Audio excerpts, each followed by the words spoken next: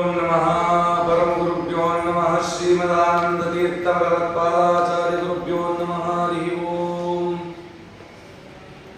श्रेयःपत्ये नित्या गणित गुणमाणिक्य विशद प्रभाजालोल्लासोपात सकला वद्य तमसे जगज्जन्मस्तेव प्रलयरचनाशील वपुषे नमो शेषान्नाय स्मृति हृदय दीप्ताय हरये सुमति विरनुमेयं शुभ्रकायं सकायं सुखमयमनपायं मुक्त्युपायं विमायं नृहयममयमेयं देयमां नायकेयं सदयमसदजेयं श्रीसहायं भजेऽहम् श्रीनिवासं जगन्नाथं पद्मावत्याभिराजितं ब्रह्माद्यैर्मुनितं वन्दे कुलदेवं रमापतिम् निरवध्ये नित्यभद्रे लक्ष्मी लक्षणलक्षिते हरिपत्नी जगत्कर्त्री वरदात्री नमोस्तुते बुद्धिर्बलं यशोधैर्यं निर्भयत्वमरोगता जाड्यं वाक्पटुत्वं च हनुमत्स्मरणात् भवेत् तीर्थानामुत्तमं तीर्थं वनानामुत्तमं वनम् क्षेत्राणामुत्तमक्षेत्रं मम वृन्दावनं द्विजः नमोऽस्तु तात्विका देवाः विष्णुभक्तिपरायणाः धर्ममार्गे प्रेरयन्तु भवन्तः सर्व एव हि यस्य वाक् कामधेनुर्नः कामितार्थान् प्रयच्छति सेवेतं जययोगीन्द्रं कामबाणचिदं सदा कंसध्वंसि पदाम्बोजा संसक्तो हंसपुङ्गवः ब्रह्मण्य गुरुराजाख्यो वर्ततां मम मानसे तं वन्दे नरसिंहतीर्थनिलयं श्रीव्यासराट् पूजितं ध्यायन्तं मनसा नृसिंहचरणं श्रीपादराजं गुरुम् अर्थिकल्पितकल्पोऽयं प्रत्यर्थिककेसरी व्यासतीर्थगुरुर्भूयादस्मदिष्टार्थसिद्धये कामधेनुर्यथा पूर्वा सर्वाभीष्टफलप्रदास्तथा कलौ आदिराजा श्रीपादो विष्टदस्सता दुर्वादित्वान्तरवये वैष्णवेन्दीवरेन्दवे श्रीराघवेन्द्र गुरवे नमोऽत्यन्तदयालवे रामपादाम्बुजासक्तं राघवेन्द्र गुरुप्रियं मुनीन्द्रयोगिनं सेवे कामितार्थप्रदायकम् अज्ञानतिमिरच्छेदं बुद्धिसम्पत्प्रदायकं विज्ञानविमलं शान्तं क्रियाख्यगुरुं भजे हयग्रीवपदाम्बोजमानसं स्वाधीशप्रियं गुरुगोविन्दविठलदासपद्यं गुरुं वन्दे निरन्तरम् आपादमूलपर्यन्तं गुरूणामाकृतिं स्मरेत् तेन विघ्नाः प्रणश्यन्ति सिद्ध्यन्ति च मनोरथाः ಶ್ರೀಗುರುಭ್ಯೋ ನಮಃ ಹರಿ ಓಂ ನಿನ್ನೆ ದಿನ ಚಿಂತನೆ ಮಾಡೋ ಹಾಗೆ ಪರಮಾತ್ಮ ಅತ್ಯದ್ಭುತವಾದ ಕೊರವಂಜಿ ವೇಷವನ್ನು ತಾನು ಧಾರಣೆ ಮಾಡಿದ್ದಾನೆ. ಅವನು ತಾನು ಭವಿಷ್ಯವನ್ನು ನುಡಿಯೋ ಪೂರ್ವದಲ್ಲಿ ಆ ಧರಣಿ ದೇವಿಗೆ ಏನು ಹೇಳ್ದ ಅಂತಂದ್ರೆ, ಯಾವತ್ತೇ ಆಗಲಿ ನಮ್ಮ ಭವಿಷ್ಯವನ್ನು ತಿಳ್ಕೊಳ್ತೀವಿ ಅಂತಂದ್ರೆ ಅದು ಆ ನವಗ್ರಹಗಳ ಕೂಟದ ಅನುಗ್ರಹ ಪ್ರಸಾದದ ಕಾಲ ಬಹಳ ಜಾಗೃತವಾಗಿರುತ್ತೆ. ನಾವು ಜ್ಯೋತಿಷ್ಯವನ್ನು ಕೇಳಬೇಕಂದ್ರೆ ಯಾವ ಕಾಲದಲ್ಲಿ ಕೇಳಬೇಕಂದ್ರೆ ಪ್ರಾತಃ ಕಾಲದಲ್ಲೇ ಕೇಳಬೇಕಂತ. ಅದಕ್ಕೆ ಆ ಕೊರವಂಜಿ ಬಂದು ಹೇಳ್ದ, ಮೊದಲು ಹೋಗಿ ಸ್ನಾನ ಮಾಡು, ಸ್ನಾನ ಮಾಡಿ ಶುಭ್ರ ವಸ್ತ್ರವನ್ನು ಧಾರಣೆ ಮಾಡಿ ಬಾ, ತಲೆ ಸ್ನಾನ ಮಾಡು ಅನ್ನಂತೆ ಅವಳಿಗೆ ಧರಣಿ ದೇವಿ. ಯಾಕೆ ಅಂತಂದ್ರೆ ನಿತ್ಯದಲ್ಲಿ ಸ್ತ್ರೀಯರು ತಲೆ ಸ್ನಾನ ಮಾಡೋದಿಲ್ಲ. ಯಾಕೆ ಅಂತಂದ್ರೆ ತಲೆಯಲ್ಲಿ ಬೈತಲೆ ಅಂತಿದೆಯಲ್ಲ, ಅದು ಬಲಭಾಗ ಗಂಗಾ, ಎಡಭಾಗ ಯಮುನೆ, ಮಧ್ಯದಲ್ಲಿ ಆ ಬೈತಲೆ ಇದೆಯಲ್ಲ ಅದೇ ಗುಪ್ತಗಾಮಿನಿಯಾದ ಸರಸ್ವತಿ ಅಂತ. ಹಾಗಾಗಿ ಅಂತ ಪವಿತ್ರವಾಗಿರ್ತಕ್ಕಂಥದ್ದು ಸ್ತ್ರೀಯರ ಲಕ್ಷಣ. ಆದರೆ ನೀನು ಜ್ಯೋತಿಷ್ಯವನ್ನ ತಿಳ್ಕೋಬೇಕಲ್ಲ, ಭವಿಷ್ಯವನ್ನು ತಿಳ್ಕೋಬೇಕಲ್ಲ, ಸ್ನಾನ ಮಾಡ್ಕೊಂಡ್ ಬಾ ಅಲ್ಲ. ಸ್ನಾನ ಮಾಡ್ಕೊಂಡ್ ಬಂದು ಸರಿ ಎಲ್ಲ ಆಯ್ತು ಹೇಳ್ತಾಳೆ, ಈ ತರ ಎಲ್ಲ ಆಗಿದೆ ಅಂತೆಲ್ಲ ಹೇಳಿ ಆ ಶ್ರೀನಿವಾಸನನ್ನ ನೀವು ಅಳಿಯನನ್ನಾಗಿ ಸ್ವೀಕಾರ ಮಾಡಿದ್ರೆ ಬ್ರಹ್ಮಾದಿ ದೇವತೆಗಳ ಅನುಗ್ರಹ ನಿಮ್ಗೆ ಆಗುತ್ತೆ. ಅದಕ್ಕೆ ಶ್ರೀನಿವಾಸ ಹೇಳ್ತಾ ಇದ್ದಾನೆ, ಪರಮಾತ್ಮನ ಅನುಗ್ರಹ ನಮ್ಗಾದ್ರೆ ಎಲ್ಲ ದೇವತೆಗಳ ಒಲಮೆ ನಮ್ಗಾಗುತ್ತೆ. ಯಾವ ನವಗ್ರಹಗಳ ದೋಷ ಇದೆಯಾ ಪರಿಹಾರ ಆಗುತ್ತೆ. ಅದಕ್ಕೆ ಪುರಂದರದಾಸರು ಹೇಳಿದರು, ಸಕಲ ಗ್ರಹ ಬಲ ನೀನೆ ಸರಸಿಜಾಕ್ಷ ನಿಖಿಲ ರಕ್ಷಕ ನೀನೆ ವಿಶ್ವ ವಿಶ್ವರಕ್ಷ. ದೇವರ ಅನುಗ್ರಹ ಇದ್ರೆ ಯಾವ ನವಗ್ರಹಗಳೇನ್ ಮಾಡಲ್ಲ, ಯಾವ ತಾರಾಬಲವು ಪರಮಾತ್ಮನ ಬಲದ ಮುಂದೆ ಯಾವ ತಾರಾಬಲವೂ ಇಲ್ಲ. ಆದರೆ ಪರಮಾತ್ಮನ ಬಲವನ್ನು ನಾವು ಪಡಿಬೇಕು ಅಂದ್ರೆ ಅವನಲ್ಲಿ ಅತ್ಯಧಿಕವಾಗಿ ಉಪಾಸನೆಯನ್ನು ನಾವು ಮಾಡಬೇಕು. ಸರಿ ಆಯ್ತು, ಈ ರೀತಿ ಎಲ್ಲ ಹೇಳೋದ ವಿವಾಹಕ್ಕೆ ನಿಶ್ಚಯ ಆಯ್ತು ಅಂತ ಚಿಂತನೆ ಮಾಡಿದ್ವಿ. ಆಕಾಶರಾಜ ಎಲ್ಲ ಮಾತಾಡದ.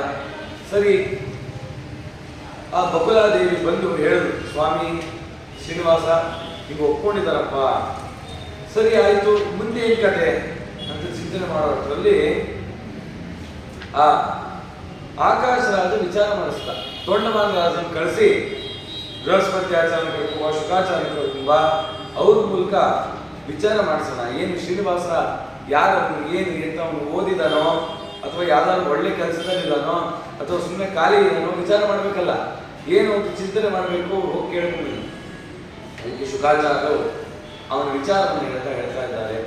ಬೃಹಸ್ಪತಿಗಳು ಹೇಳ್ತಾ ಇದ್ದಾರೆ, ಗೋತ್ರಂ ಶ್ರೀ ವೆಂಕಟೇಶಸ್ಯ ತನ್ಮಾಮ ಚಕ್ಷ್ವಭಾಮಿನಿ ನಕ್ಷತ್ರಂ ಚ ವರಾರೋಹ ಕಟ್ಯಾತ ಅನಿತಿ ಚ ಬ್ರವೀತ್. ಅವನು ಎಲ್ಲ ಗೋತ್ರಗಳಿಗೆ ಗೋತ್ರಾಧಿಪತಿ ಆದರೂ ಕೂಡ ತೋರಿಸ್ಕೊಳ್ಳಿಕ್ಕೆ ಯಾರು ನಿಮ್ಮ ತಂದೆ ತಾಯಿ ಅಂತ ಕೇಳೋದಂತ ಸರಿ ಬಕಲಾದೇವಿ. ಅದಕ್ಕೆ ಅವನು ಹೇಳೋದಂತ ಸಪ್ತಋಷಿಗಳೇ ನನ್ನ ತಂದೆ ತಾಯಿ ಅಂತ. ಅಂದ್ರೆ 7 ಜನರನ್ನು ಕರ್ಕೊಂಡ್ ಬರ್ತೀನಿ ನೀನು ಮದುವೆ ನಿಶ್ಚಯ ಮಾಡ್ಕೊಳಕ್ಕೆ ಅಂದ್ರೆ ಅವ್ರು ಖಂಡಿತ ಕರ್ಕೊಂಡ್ ಬರ್ತೀನಿ ಅಂತ. ಸರಿ ಆಯ್ತು, ಎಲ್ಲ ಆಯ್ತು. ಆಮೇಲೆ ಬೃಹಸ್ಪತಿ ಆಚಾರ್ಯ ಹೇಳ್ತಿದ್ದಾರೆ, ಆ ಬಕುಲಾದೇವಿಯನ್ನು ಒಂದ್ಸರಿ ವಿಚಾರಿಸ್ಕೊಂಡು ಬನ್ನಿ, ಅವನು ಯಾವ ನಕ್ಷತ್ರ ಏನು ಅಂತ ಎಲ್ಲ ತಿಳ್ಕೊಳ್ಳೋಣ. ಅದಕ್ಕೆ ಅವ್ರು ಹೇಳಿದ್ರು, ನಕ್ಷತ್ರಂ ಶ್ರವಣಂ ತಸ್ಯ ಗೋತ್ರಂ ವಸಿಷ್ಠ ಸಂನಿಕಂ. ವಸಿಷ್ಠ ಗೋತ್ರ ಶ್ರವಣ ನಕ್ಷತ್ರದಲ್ಲಿ ತಾನು ಆವಿರ್ಭಾವನಾಗಿದ್ದಾನೆ ಅಂತ ಎಲ್ಲ ವಿಚಾರ ಆಯ್ತು. ಸರಿ ಆಯ್ತು, ಶುಕಾಚಾರ್ಯರು ಮುಂದೆ ನಿಂತು ಹೇಳಿದ್ರು, ನೋಡು ರಾಜ, ಇಂಥ ವರನನ್ನ ಎಲ್ಲೂ ಹುಡುಕಿದ್ರು ಸಿಗಲ್ಲ. ಇಂಥ ನಮ್ಮ ಪ್ರಭು ಸರ್ವೋತ್ತಮ ಇಡೀ ಜಗತ್ತನ್ನ ತನ್ನ ಉದರದಲ್ಲಿಟ್ಟು ರಕ್ಷಣೆ ಮಾಡ್ತಾನೆ, ಸೃಷ್ಟಿ ಸ್ಥಿತಿ ಲಯಗಳನ್ನ ಮಾಡ್ತಾನೆ. ಅವನ ಕಾರ್ಯ ಎಷ್ಟು ಚೆನ್ನಾಗಿದೆ ಗೊತ್ತಾ ಅಂತ ಹೇಳಿ ಒಂದು ಚಿಂತನೆ ಕೊಟ್ಟರು. ಲೋಕದಲ್ಲಿ ನಾನಾ ವಿಧವಾದ ಜೀವರಾಶಿಗಳು. ಒಂದು ಇರುವೆ ತಗೊಳ್ಳಿ, ಇರುವೆನಲ್ಲಿ ಅದು ಇರುವೆಗೆ 2 ಸೆನ್ಸರ್ ಕೊಟ್ಟಿದ್ದಾರೆ ದೇವರು, ಮೂಗ್ ತುದಿ ಅಂತ. ಅದು ಕೆಲವರಿಗೆ ಕಪ್ಪಗಿರುತ್ತೆ, ಕೆಂಪಿಗಿರುತ್ತೆ, ಒಂದು ಕಪ್ಪಗಿರುತ್ತೆ, ಬೆಳ್ಳಗಿರುತ್ತೆ, ತುದಿ ಕಪ್ಪಗಿರುತ್ತೆ, ಕೆಂಪಿಗಿರುತ್ತೆ. ಒಂದು ಇರುವೆ ತಗೊಂಡ್ರೆ 3000 ಜಾತಿ ಇದೆಯಂತೆ ಇರುವೆ. 3000 ಜಾತಿ, ಅದರಲ್ಲಿ ಬೇರೆ ಪ್ರಜಾತಿಗಳು, ಅದಕ್ಕೆ ತಂಡಕ್ಕೆ ಸೇರಿದಂಥದ್ದು. ಆ ಜೀವರಾಶಿಗಳೆಲ್ಲ ಇವತ್ತಿನವರೆಗೂ ಜೀವಂತವಾಗಿದೆ. ಅದಕ್ಕೆ ಆಹಾರ ಒದಗಿಸ್ತಾ ಇದ್ದಾರೆ. ಕಾಡಿನಲ್ಲಿ ದೊಡ್ಡ ದೊಡ್ಡ ಆನೆ ಇದೆ. ಅರಮನೆಯಲ್ಲಿ 1-2 ತಿಂಗಳು ಆನೆ ಸಾಕುವಷ್ಟರಲ್ಲಿ ಒಂದು ಸುಸ್ತಾಗೋಗುತ್ತೆ ಸರ್ಕಾರಕ್ಕೆ. ಯಾಕೆ ಅಂದ್ರೆ ಆನೆ ಹೊಟ್ಟೆ ತುಂಬಿಸ್ಲಿಕ್ಕೆ ಆಗತ್ತ ಅಂತ. ಅಂತದ್ದು ನಮ್ಮ ಸ್ವಾಮಿ ಕೋಟ್ಯಾಂತರ ಕೋಟಿ ಆನೆಗಳಿದೆ, ಅದಕ್ಕೆಲ್ಲ ಆಹಾರ ಕೊಡ್ತಾ ಇದ್ದಾನೆ. ಆ ಕಾಡಿಗೆ ಹೋದ್ರೆ ಜಿಗಣೆ ಅಂತಿದೆ ಚಿಕ್ಕದು, ಎಷ್ಟು ಜಿಗಣೆ, ಒಂದು ಮಳೆ ಬಂದ್ಬಿಟ್ರೆ ಅದನ್ನೆಲ್ಲ ಸೃಷ್ಟಿ ಮಾಡ್ತಿದ್ದಾನೆ, ಅದನ್ನೆಲ್ಲ ಕಾರ್ಯ ಸ್ಥಿತಿಯನ್ನ ಮಾಡ್ತಾ ಇದ್ದಾನೆ. ನೀರಿನಲ್ಲಿ ನೋಡಿದ್ರೆ ಜಲಚರ ಪ್ರಾಣಿ, ಅದು ಎಷ್ಟು ಕೋಟ್ಯಾಂತರ ಕೋಟಿ ಜಲಚರ ಪ್ರಾಣಿ, ಅದಕ್ಕೆಲ್ಲ ಆಹಾರ ಒದಗಿಸ್ತಾ ಇದೆ. ಸಮುದ್ರದ ಆಳ, ಸಮುದ್ರದ ತಳಭಾಗದಲ್ಲಿ ಸೂರ್ಯನ ಕಿರಣನೇ ಬೀಳಲ್ಲ. ಆ ಸೂರ್ಯನ ಕಿರಣನೇ ಬೀಳದಿರುವಂತ ಜಾಗದಲ್ಲಿ ಅನೇಕ ವಿಧವಾಗಿರ್ತಕ್ಕಂಥ ಪ್ರಾಣಿ ಇದೆ. ಆ ಪ್ರಾಣಿ ಎಲ್ಲ ಹೇಗಿರುತ್ತೆ ಅಂತಂದ್ರೆ ನೋಡಿದ್ರೆ ಭಯ ಆಗುತ್ತೆ, ಯಾಕಂದ್ರೆ ಕತ್ತಲಲ್ಲಿ ಇರುತ್ತಲ್ಲ. ಅದಕ್ಕೆ ರೇಡಿಯಂ ತರ ದೇವ ಶಕ್ತಿ ಕೊಟ್ಟಿದ್ದಾರೆ. ಆ ಸೂರ್ಯನ ಕಿರಣವನ್ನ ಬೆಳಗ್ಗೆ ಹೋಗಿ ಅದನ್ನ ಆಗ್ರಹಣ ಮಾಡಿಕೊಂಡು ರಾತ್ರಿ ಹೊತ್ತು ಆ ಪ್ರಾಣಿ ದೇಹದಿಂದನೇ ಬೆಳಕು ಬರುತ್ತೆ. ಮಿಂಚುನುಳ ಇದೆಯಲ್ಲ, ಆ ಥರ ಸಮುದ್ರ ತಳದಲ್ಲಿ ಅಂತಹ ಪ್ರಾಣಿಗಳಿದೆ, ಅದನ್ನೆಲ್ಲ ರಕ್ಷಣೆ ಮಾಡ್ತಿದ್ದಾರೆ. ಮನುಷ್ಯನಿಗೆ ಗೊತ್ತಿಲ್ಲದಿರೋದು ಕೋಟ್ಯಾಂತರ ಕೋಟಿ, ಮನುಷ್ಯ ತಿಳಿದಿರೋದು 1%. ಅಂತ ಜೀವರಾಶಿಗಳನ್ನು ರಕ್ಷಣೆ ಮಾಡ್ತಾನೆ. ಇಂಥ ಸ್ವಾಮಿ, ಇಂಥ ಪ್ರಭುವ ಕಾಣಿನು. ಈ ಜಗದಲ್ಲಿ ಇಂಥ ಪ್ರಭುವನ್ನ ನಾನು ಕಾಣಲಾರೆ. ಹಾಗಾಗಿ ಅಂತ ಸ್ವಾಮಿಗೆ ಏನು ಚಿಂತನೆ ಮಾಡದೆ ನೀನು ಮದುವೆಗೆ ಸಿದ್ಧ ಮಾಡುವುದು. ಸರಿ ಆಯ್ತು. ಕಾರ್ಯಂ ಮದೀಯಂ ವಿಪ್ರೇಂದ್ರ ಪಕ್ವಂ ವಾ ಪಕ್ವಮೇವ ವಾ. ಶ್ರೀನಿವಾಸ ನೋಡ್ದ, ಶುಕಾಚಾರ್ಯರಿಗೆ ಹೇಳ್ದ, ಶುಕಾಚಾರ್ಯರು ಎಲ್ಲ ಸಿದ್ಧ ಆಗಿದೆ ಅಲ್ಲ, ಪತ್ರವನ್ನ ನಿರ್ಮಾಣ ಮಾಡಿ, ಲಗ್ನ ಪತ್ರಿಕೆಯನ್ನು ನಿರ್ಮಾಣ ಮಾಡಿ ನೀನೇ ಬಿಡಿ ಅಂತ ಆಗಿದೆ. ಆ ಶುಕಾಚಾರ್ಯರಿಗೆ ಎಂಥ ಒಂದು ಸಂತೋಷ ಆಯಿತು ಅಂತಂದ್ರೆ, ಯಾರ್ಯಾರ್ದೋ ಮದುವೆಗೆ ಪತ್ರ ಬರಬೇಕು ಅಂದ್ರೆ ಗಲಾಟೆ. ಹಿಂದಿನ ಕಾಲದಲ್ಲಿ ನಾನ್ ಬರಿತೀನಿ ಪತ್ರ ಅಂತ. ಇವತ್ತೆಲ್ಲ ಪ್ರಿಂಟ್ ಆಗ್ಬಿಟ್ಟರು, ಬರೀ ಹೆಸರು ಬರೆಯೋದು ಅಷ್ಟೇ, ಹೆಸರು ಟೈಮು. ಆಗ ಶುಕಾಚಾರ್ಯ ಹೇಳಿದ್ರು, ಶುಕಾಚಾರ್ಯ ನೀವು ಭಾಗವತವನ್ನು ಬಲ್ಲಂತವರು, ನೀವು ಬರೀರಿ ಅಂತ. ಕಾರ್ಯಂ ತವ ಕೃಪಾ ಸಿಂಧೋ ಪಕ್ವಮೇವ ನ ಸಂಶಯ ಶುಭಂ ವಾಕ್ಯಮಿತಿ ಶ್ರುತ್ವಾ ದಂಡವ ಪ್ರಾಣಿಪತ್ಯತಂ ಸಮಾಲಿಂಗ್ಯ ಶುಕಂ ಕೃಷ್ಣೋ ಭಕ್ತ್ಯಾ ಹರ್ಷವಶಂಕೃತಃ ಅತಿ ಚಿತ್ತ ಚರಿತ್ರಾತ್ಮ ಶುಕ ಮಹಾಮಹೀಪತೆ. ಆಯ್ತು ಸ್ವಾಮಿ, ನಿನ್ನ ಆಜ್ಞೆ, ಅದನ್ನು ನಾನು ತುಂಬ ಭಕ್ತಿ ಶ್ರದ್ಧಾಪೂರ್ವಕವಾಗಿ ಬರಿತೀನಿ ಅಂತ ಹೇಳಿ ಶುಕಾಚಾರ್ಯ ಬರಿತಾ ಇದ್ದಾರೆ. ರಾಜರಾಜೇನ ಲಿಖಿತ ಪತ್ರಿಕಾ ಪುರುಷೋತ್ತಮ ಪ್ರೋಕ್ತಂ ತೇ ಚ ಮಹಾಭಾಗ ಪೂರ್ವಮೇವಸ್ಯ ಕಾರಣಂ ಯುಕ್ತ್ಯುಕ್ತಾಸನ್ ರಮಾಕಾಂತ ಪತ್ರಿಕಾಂ ಶಿರಸಾ ದದೌ. ಪತ್ರ ಬರೆದ್ರು. ಬರೆದ ಮೇಲೆ ಪರಮಾತ್ಮನಿಗೆ ಸಂಬಂಧಪಟ್ಟದ್ದೆಲ್ಲ ಯಾವ್ದ್ಯಾವ್ದಿದೆಯೋ ಅದ್ರ ಬಂದು ಪರಮಾತ್ಮ ಸೇರ್ಕೊಂಡ್ಬಿಡ್ತಾನೆ. ಅದಕ್ಕೆ ಈ ಪತ್ರವನ್ನು ಬರೆದಿದ್ದೀನಲ್ಲ, ಶ್ರೀನಿವಾಸನ ಸನ್ನಿಧಾನದಲ್ಲಿ ಬಂದ್ಬಿಡ್ತು. ಪರಮಾತ್ಮನ ಲಗ್ನ ಪತ್ರಿಕೆ ಸಾಲಿಗ್ರಾಮ ಸಮಾನ ತಲೆ ಮೇಲೆ ಇಟ್ಕೊಂಡು ಅವ್ರಿಗೆ ಎಲ್ಲಿಲ್ಲದ ಆನಂದ ಶ್ರೀನಿವಾಸನ ಹತ್ರ ತಗೊಂಡ್ಬಂದ್ರು. ಕುಶಲೀ ವರ್ತತೆ ರಾಜ ಭಾರ್ಯ ತಸ್ಯ ಪತಿವ್ರತ ಪಾತ್ರ ತಸ್ಯ ಮಹಾಭಾಗ ಪುತ್ರಸ್ತಸ್ಯ ವಿಷಂಪತೆ. ಶುಕಾಚಾರ್ಯ, ಬ್ರಾಹ್ಮಣೋತ್ತಮರೇ, ಏನು ವಾರ್ತೆ, ಏನಿದು ಪತ್ರ ಅಂತ ಕೇಳಿದಾಗ, ಸ್ವಾಮಿ ಎಲ್ಲರೂ ತುಂಬಾ ಸಂಭ್ರಮದಿಂದ ಕಾಯ್ತಾ ಇದ್ದಾರೆ ನಿನ್ನ ವಿವಾಹಕ್ಕಾಗಿ. ಹೆಂಗೆ ಇದನ್ನು ನಿಶ್ಚಯ ಮಾಡಿದೆ ಅಂದಾಗ ಹೇಳೋದಂತೆ, ನಿಮ್ಮ ಮಗಳು ಸಾಕ್ಷಾತ್ ಪದ್ಮಾವತಿ ದೇವಿಯಲ್ಲಿ ರಮಾರೂಪ ಪ್ರತ್ಯಕ್ಷವಾಗಿ ಆ ಸನ್ನಿಧಾನ ಕಾಣಿಸ್ತಾ ಇದೆ. ಅವಳೇ ಸಾಕ್ಷಾತ್ ರಮ. ಹಾಗಾಗಿ ಆ ರಮಾದೇವಿ ಯಾರಿಗೆ ಸಲ್ಲಬೇಕು? ಆ ನದಿ ನೀರು ಎಲ್ಲಿಗೋಗಿ ತಲುಪಬೇಕು ಅಂದ್ರೆ ಸಮುದ್ರಕ್ಕೆ ತಲುಪಬೇಕು. ಹಾಗಾಗಿ ಆ ಸಮುದ್ರ ಯಾವುದು ಅಂತಂದ್ರೆ ಆ ಪರಮಾತ್ಮನೇ, ಸಮುದ್ರ ಶಾಹಿಯಾಗಿರ್ತಕ್ಕಂಥ ಪರಮಾತ್ಮನಿಗೆ ಈ ಪದ್ಮಾವತಿ ಕೊಡಬೇಕು ಅಂತ ಹೇಳಿ ಎಲ್ಲ ನಿಶ್ಚಯ ಮಾಡಿದೆ. ಯಾರು ಏನು ಕೇಳಲಿಲ್ಲ ಅಂಥೇಳಿ ಸರ್ವಂತು ಕುಶಲಂ ತಸ್ಯ ಭಗವಾನ್ ಭೂತ ಭಾವನಃ ಏವ ಮುಕ್ತ ಪಾಪಟಾತ ಪತ್ರಿಕಾಂ ಪುರುಷೋತ್ತಮ. ಸ್ವಾಮಿ ಅವನು ಭಕ್ತಿಗೆ ಮೆಚ್ಚಿದ. ದೇವರು ಭಾಷೆಗೆ ಒಲಿತಾನ, ಸಂಸ್ಕೃತದ ಸ್ತುತಿ ಮಾಡಿದ್ರೆ ಮಾತ್ರ ಒಲಿತಾನ, ಅಥವಾ ಯಾವ್ದಾದ್ರು ಬೇರೆ ಭಾಷೆ ಅವನಿಗೆ ಇಷ್ಟಾನೇನೋ ಅದರಲ್ಲಿ ಸ್ತುತಿ ಮಾಡೋದು ಒಲಿತಾನ ಅಂತಂದ್ರೆ, ದೇವರು ಭಾಷೆಗೆ ಒಲಿಯವನಲ್ಲ, ಭಾವಕ್ಕೆ ಒಲಿಯುವ ವಿಜಯವಿರ್ತಲ್ಲ ಅಂದ್ರು. ಅವನು ಭಾವಕ್ಕೆ ಒಲಿಯುವುದು. ಶ್ರೀಪಾದರಾಜರು ಶ್ರೀರಂಗಕ್ಕೆ ಹೋಗಿದ್ರು. ಅವರು ಗುರುಗಳ ಸನ್ನಿಧಾನ, ಸ್ವರ್ಣವರ್ಣ ಕೀರ್ತನ ಸನ್ನಿಧಾನ. ಅಲ್ಲಿ ಅಯ್ಯಂಗಾರಗಳೆಲ್ಲ ಏನ್ ಮಾಡ್ತಿದ್ರು ಅಂತಂದ್ರೆ, ಕೈ ಕಟ್ಕೊಂಡು ಏನೋ ಪಾರಾಯಣ ಮಾಡ್ತಾ ಇದ್ರು. ಅದು ಅರ್ಥ ಆಗಲಿಲ್ಲ. ಆಮೇಲೆ ಕೇಳೋದಂತೆ, ಇದೇನು ಪಾರಾಯಣ ಮಾಡ್ತಿರೋದು? ಅವ್ರು ಅಂದ್ರಂತೆ, ಇದು ತಿರುಪ್ಪಾವಿ ಅಂತ ತಮಿಳು ಸಾಹಿತ್ಯ. ಅವ್ರಿಗೆ ಅನ್ನಿಸ್ತು ಶ್ರೀಪಾದರಾಜರಿಗೆ, ಅಬ್ಬಬ್ಬ ತಮಿಳವ್ರಿಗೆ ಎಂಥ ಭಾಷಾಭಿಮಾನ ಅಲ್ಲ. ಇಬ್ರು ತಮಿಳವ್ರು ಸೇರಿಬಿಟ್ರೆ ತಮಿಳಲ್ಲೇ ಮಾತಾಡ್ತಾರೆ, ಇಬ್ರು ತೆಲುಗವರು ಸೇರಿದ್ರೆ ತೆಲುಗಲ್ಲಿ ಮಾತಾಡ್ತಾರೆ, ಇಬ್ರು ನಾರ್ತ್ ಇಂಡಿಯನ್ ಸೇರಿದ್ರೆ ಹಿಂದಿನೇ ಮಾತಾಡ್ತಾರೆ, ಇಬ್ರು ಕನ್ನಡದವ್ರು ಸೇರಿದ್ರೆ ಇಂಗ್ಲೀಷಲ್ಲಿ ಮಾತಾಡ್ತಾರೆ. ಇದು ನಮ್ಮ ಸ್ಥಿತಿ. ಶ್ರೀಪಾದರಾಜರು ಅವತ್ತೇ ಅರ್ಥ ಮಾಡಿಕೊಂಡ್ರು, ನಮ್ಮ ಕನ್ನಡಿಗರಿಗೆ ಸ್ವಲ್ಪ ಭಾಷಾಭಿಮಾನ ಯಾವ ನವೆಂಬರ್ ತಿಂಗಳಲ್ಲಿ ಮಾತ್ರ ಯಾವಾಗಲೂ ಇರಬೇಕು ಅಂತ ಭಾಷೆ ಒತ್ಕೊಟ್ವಿ. ಅವರು ತಮ್ಮ ತಮಿಳ್ ಸಾಹಿತ್ಯದಲ್ಲಿ ದೇವರನ್ನು ಸ್ತುತಿ ಮಾಡ್ತಿದ್ದಾರೆ. ನಮ್ಮ ಶ್ರೀಮದಾಚಾರ್ಯ ಕೂಡ ವಿಷ್ಣು ತತ್ವ ನಿರ್ಣಯದಲ್ಲಿ ಹೇಳಿದ್ದಾರೆ, ವೇದಕ್ಕೆ ಸಮ್ಮತವಾಗಿ ಯಾವ ಭಾಷೆಯಲ್ಲಿ ಬೇಕಂತ ಪರಮಾತ್ಮನ ಕೊಂಡಾಡಬಹುದು. ಹಾಗಾಗಿ ಅವರು ಅದನ್ನು ಸಿದ್ಧಿ ಮಾಡಿಕೊಂಡು ಅವರು ತಿರುಪ್ಪಾವೈ ತರನೇ ಕನ್ನಡದಲ್ಲಿ ಮೊದಲು ಒಂದು ಸ್ತುತಿಯನ್ನು ಮಾಡಿದ್ರು. ಅದು ಯಾವುದು ಅಂದ್ರೆ ಲಕ್ಷ್ಮೀ ನರಸಿಂಹ ಪ್ರಾದುರ್ಭಾವ ದಂಡಕ ಅಂತ.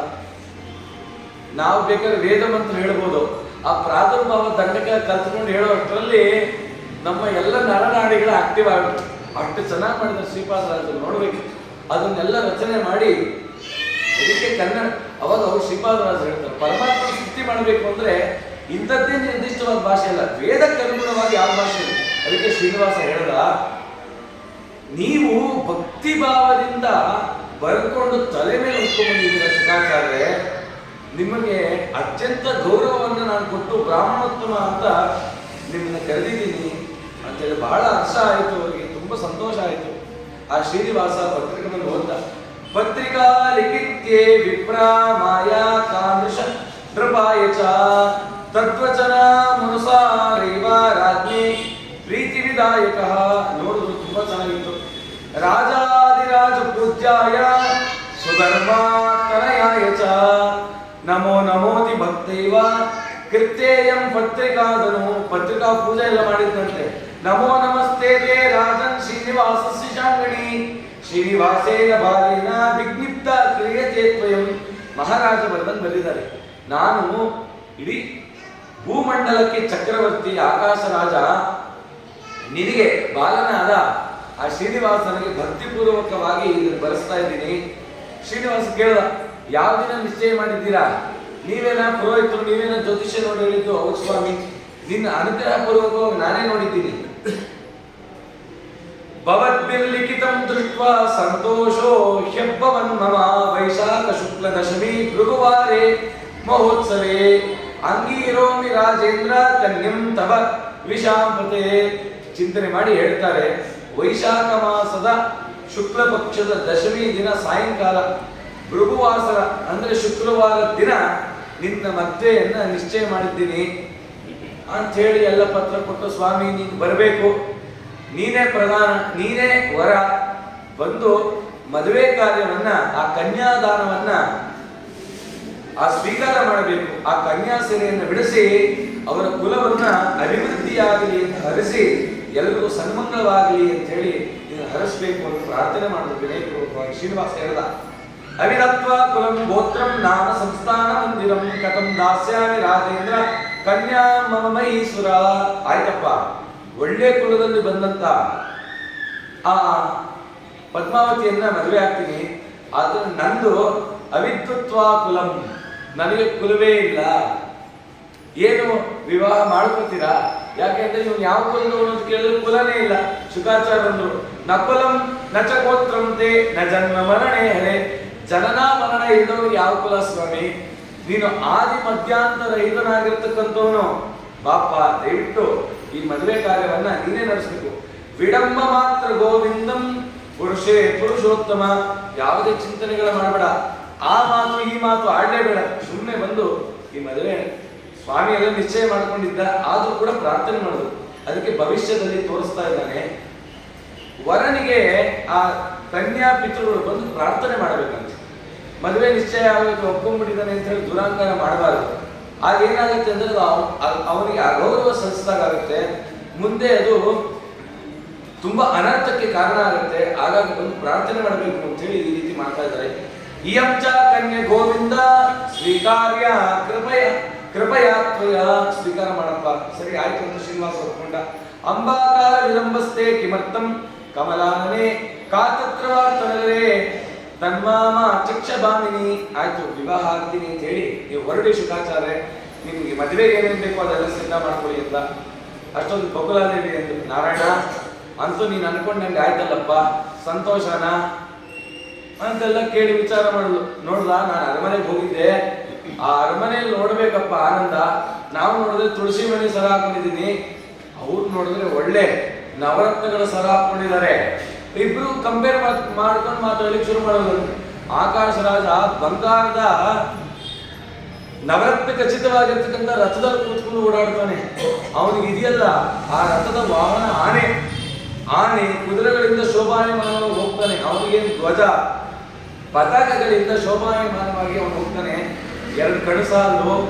ಆ ಧರಣಿ ದೇವಿ ನೋಡಬೇಕು, ಅವಳ ತಲೆಯಿಂದದ ಪಾದದ ಅಂಗುಷ್ಟದವರೆಗೂ ಅದು ಎಷ್ಟು ಆಭರಣ ಇದೆಯೋ ನನಗೆ ಗೊತ್ತಿಲ್ಲ.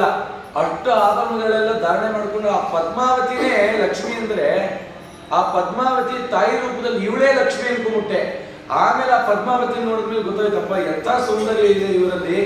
ನಾವು ನೋಡಿದ್ರೆ ಸೋಪ್ ಇಲ್ಲ, ಏನಿಲ್ಲ, ಬರೀ ಮೃತಿಗೆ ಹಾಕೊಂಡು ಸ್ನಾನ ಮಾಡ್ತಾ ಇದೀವಿ. ಅವ್ರು ನೋಡಿದ್ರೆ ಒಳ್ಳೆ ಗಂಧ ಸುಗಂಧವೆಲ್ಲ ಹಾಕೊಂಡು ವಿವಾಹ ಮಾಡ್ಕೊತಾ ಇದ್ದಾರೆ. ಇದೆಲ್ಲ ನಿಶ್ಚಯ ಮಾಡ್ತೀನಿ ಅಂತೆಲ್ಲ ಓಡಾಡ್ತಾ ಇದ್ದಾರೆ. ನಮ್ಮನೇಲಿ ನೋಡಿದ್ರೆ ಗಂಧನೇ ಇಲ್ಲ, ಗಂಧ ಇಲ್ಲ ಅಲ್ಲ, ಅದಕ್ಕೆ ತುಳಸಿ ಕಾಷ್ಟ ತೆಗೆದುಬಿಟ್ಟು ಅದೇ ಹಚ್ಕೋತಿದ್ರಂತೆ. ವಿವಾಹಶ್ಚ ವಿವಾದಶ್ಚ ಸಮೋ ಯೋರೇ ವಶೋಪತೆ ಅಹಮೇವ ಸೋಪಿ ಬಂದು ಸಮತೋ ಧರಣೀಪತೆ.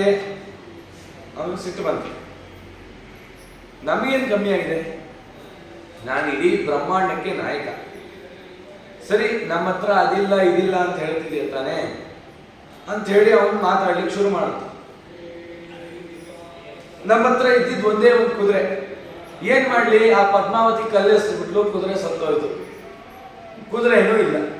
ಸರಿ ಆಯ್ತು, ಮದುವೆಗೆ ಹೊಸ ಪಂಚೆನ ಮುಂಚೆನೆ ಕೊಡಲ್ಲ, ಮದುವೆಗೆ ಹೋದ ಮೇಲೆ ಕೊಡೋದು. ಮದುವೆಗೆ ಹೋದಾಗ ವರಪೂಜೆ ಅಂತ ಮಾಡ್ತಾರಲ್ಲ, ಅವಾಗಲೇ ಕೊಡೋದು. ವರಪೂಜೆ ಇದೆ, ವರಪೂಜೆಗೆ ಕೊಟ್ಟಿದ್ದನ್ನು ಮದುವೆ ಉಟ್ಕೋಬೇಕು. ವರಪೂಜೆಗೆ ಹೋಗುವಾಗ ಈ ಹತ್ರ ಪಂಚಲೆ ಹೋಗ್ಲಾ, ಸರಿ ಬೇರೆಯವ್ರ ಹತ್ರ ಕೇಳಿದ್ರೆ ಈಗ ಮದುವೆ ಆಗಲಿಕ್ಕೆ ದುಡ್ಡೇ ಇಲ್ಲ, ದುಡ್ಡೇ ಇಲ್ದಿರೋನು ಬೇರೆಯವ್ರ ಹತ್ರ ಭಿಕ್ಷೆ ಬಿಟ್ಟು ಮದುವೆ ಆಗ್ತಿದ್ದಾನೆ ಅಂತ ಲೋಕದಲ್ಲಿ ಮಾತಾಡಿದ್ರೆ ಮರ್ಯಾದೆ ಇರುತ್ತೆ ವರನಿಗೆ.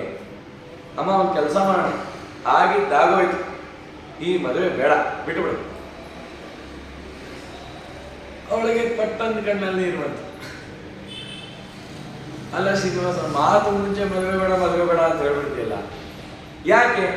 ಸಮಾಧಾನವಾಗಿರು, ನಿಜ ಯೋಚನೆ ಮಾಡ. ಅವೆಲ್ಲ ಬೇಡಮ್ಮ.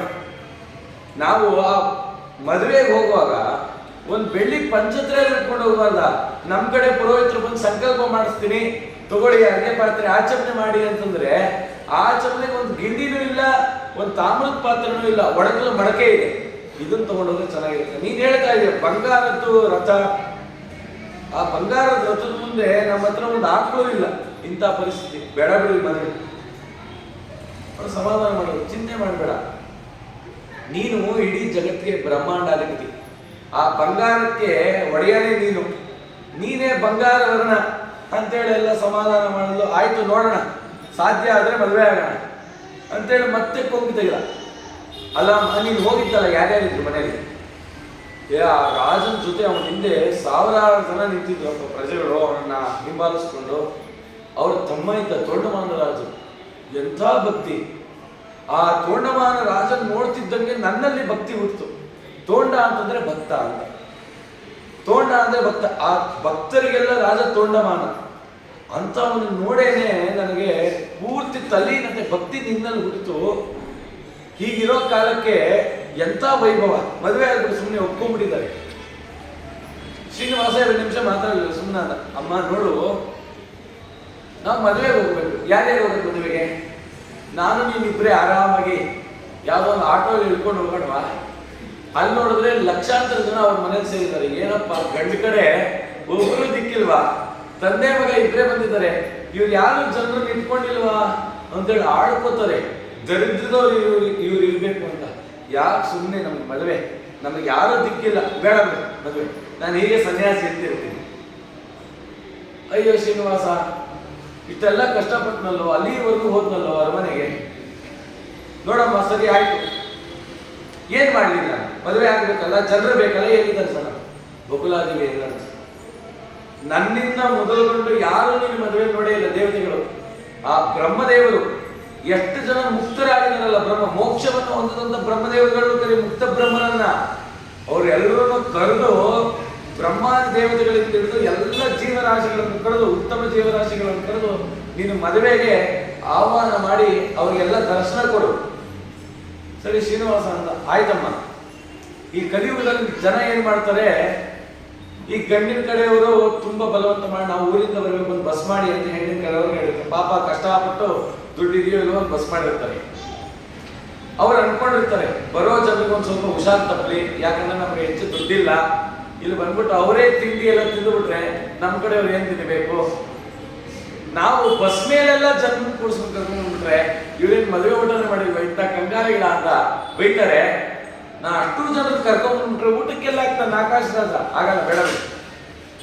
ನಿನ್ಗೆ ಜನರಿಲ್ಲ ಅಂದ್ರೂ ಮದುವೆ ಬೇಡ ಅಂತ, ಜನರಿದ್ರು ಬೇಡ ಅಂತ, ಹೆಂಗಪ್ಪ ಸಮಾಧಾನ ಮಾಡೋದು? ಕರೆಕ್ಟಾಗಿ ಶ್ರೀನಿವಾಸ ತಾನೇ ಸಮಾಧಾನ ಮಾಡ್ಕೊಂಡು ಸರಿ ಅಮ್ಮ ಆಯ್ತು. ಹೇಗಿದ್ರು ಶುಗಾಚಾರ ಪತ್ರ ಬರ್ತಿದ್ದಾರೆ, ಅದರ ಜೆರಾಕ್ಸ್ ಕಾಪಿ ನನ್ನ ಹತ್ರ ಇದೆ, ಒಂದು ಕೆಲಸ ಮಾಡೋಣ, ಅದನ್ನೇ ಇನ್ನೊಂದು ಸ್ವಲ್ಪ ಎಲ್ಲ ಪ್ರಿಂಟ್ ಮಾಡಿಸ್ಬಿಟ್ಟು ಕಳಿಸ್ಬಿಡೋಣ ಅಂತ ಹೇಳಿ ತೀರ್ಮಾನ ಮಾಡಿಕೊಂಡು, ಯಾರು ಪೋಸ್ಟ್ ಮ್ಯಾನ್ ಇದಕ್ಕೆ, ಯಾರು ಬ್ರಹ್ಮಾದಿ ದೇವತೆಗಳನ್ನ ಯಾರು ಕರೀತಾರೆ ಅಂತ ಚಿಂತನೆ ಮಾಡಿ ಶ್ರೀನಿವಾಸ ಹೇಳ್ತಾ ಇದ್ದಾನೆ. ಪಕ್ಷೀರಾಜ್ ಗಚ್ಚಮೇ ಪುತ್ರಂ ಸತ್ಯ ಲೋಕೇಶ್ವರಂ ಪ್ರಿಯಂ ಗಚ್ಚಾಹಿ ಭೂಷಣಂ ಶೇಷ ಮಮ ಪೌತ್ರಾನುಪಾಪತಿಂ.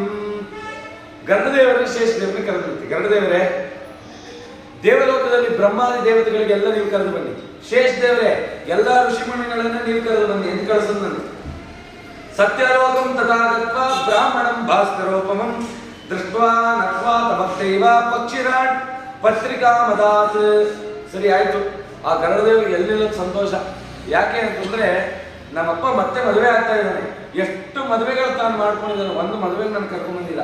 ಯಾಕಂದ್ರೆ ಗರುಡದೇವರಿಗೆ ಮತ್ತೆ ಅವರು ಮೋಕ್ಷ ಜೀವಿಗಳಲ್ಲ, ಯಾರು ಮೋಕ್ಷ ಜೀವಿಗಳಿದ್ದಾರೆ ಅವರಿಗೆ ಯಾವುದೇ ಅವತಾರ ಇಲ್ಲ ಭೂಮಿಯಲ್ಲಿ.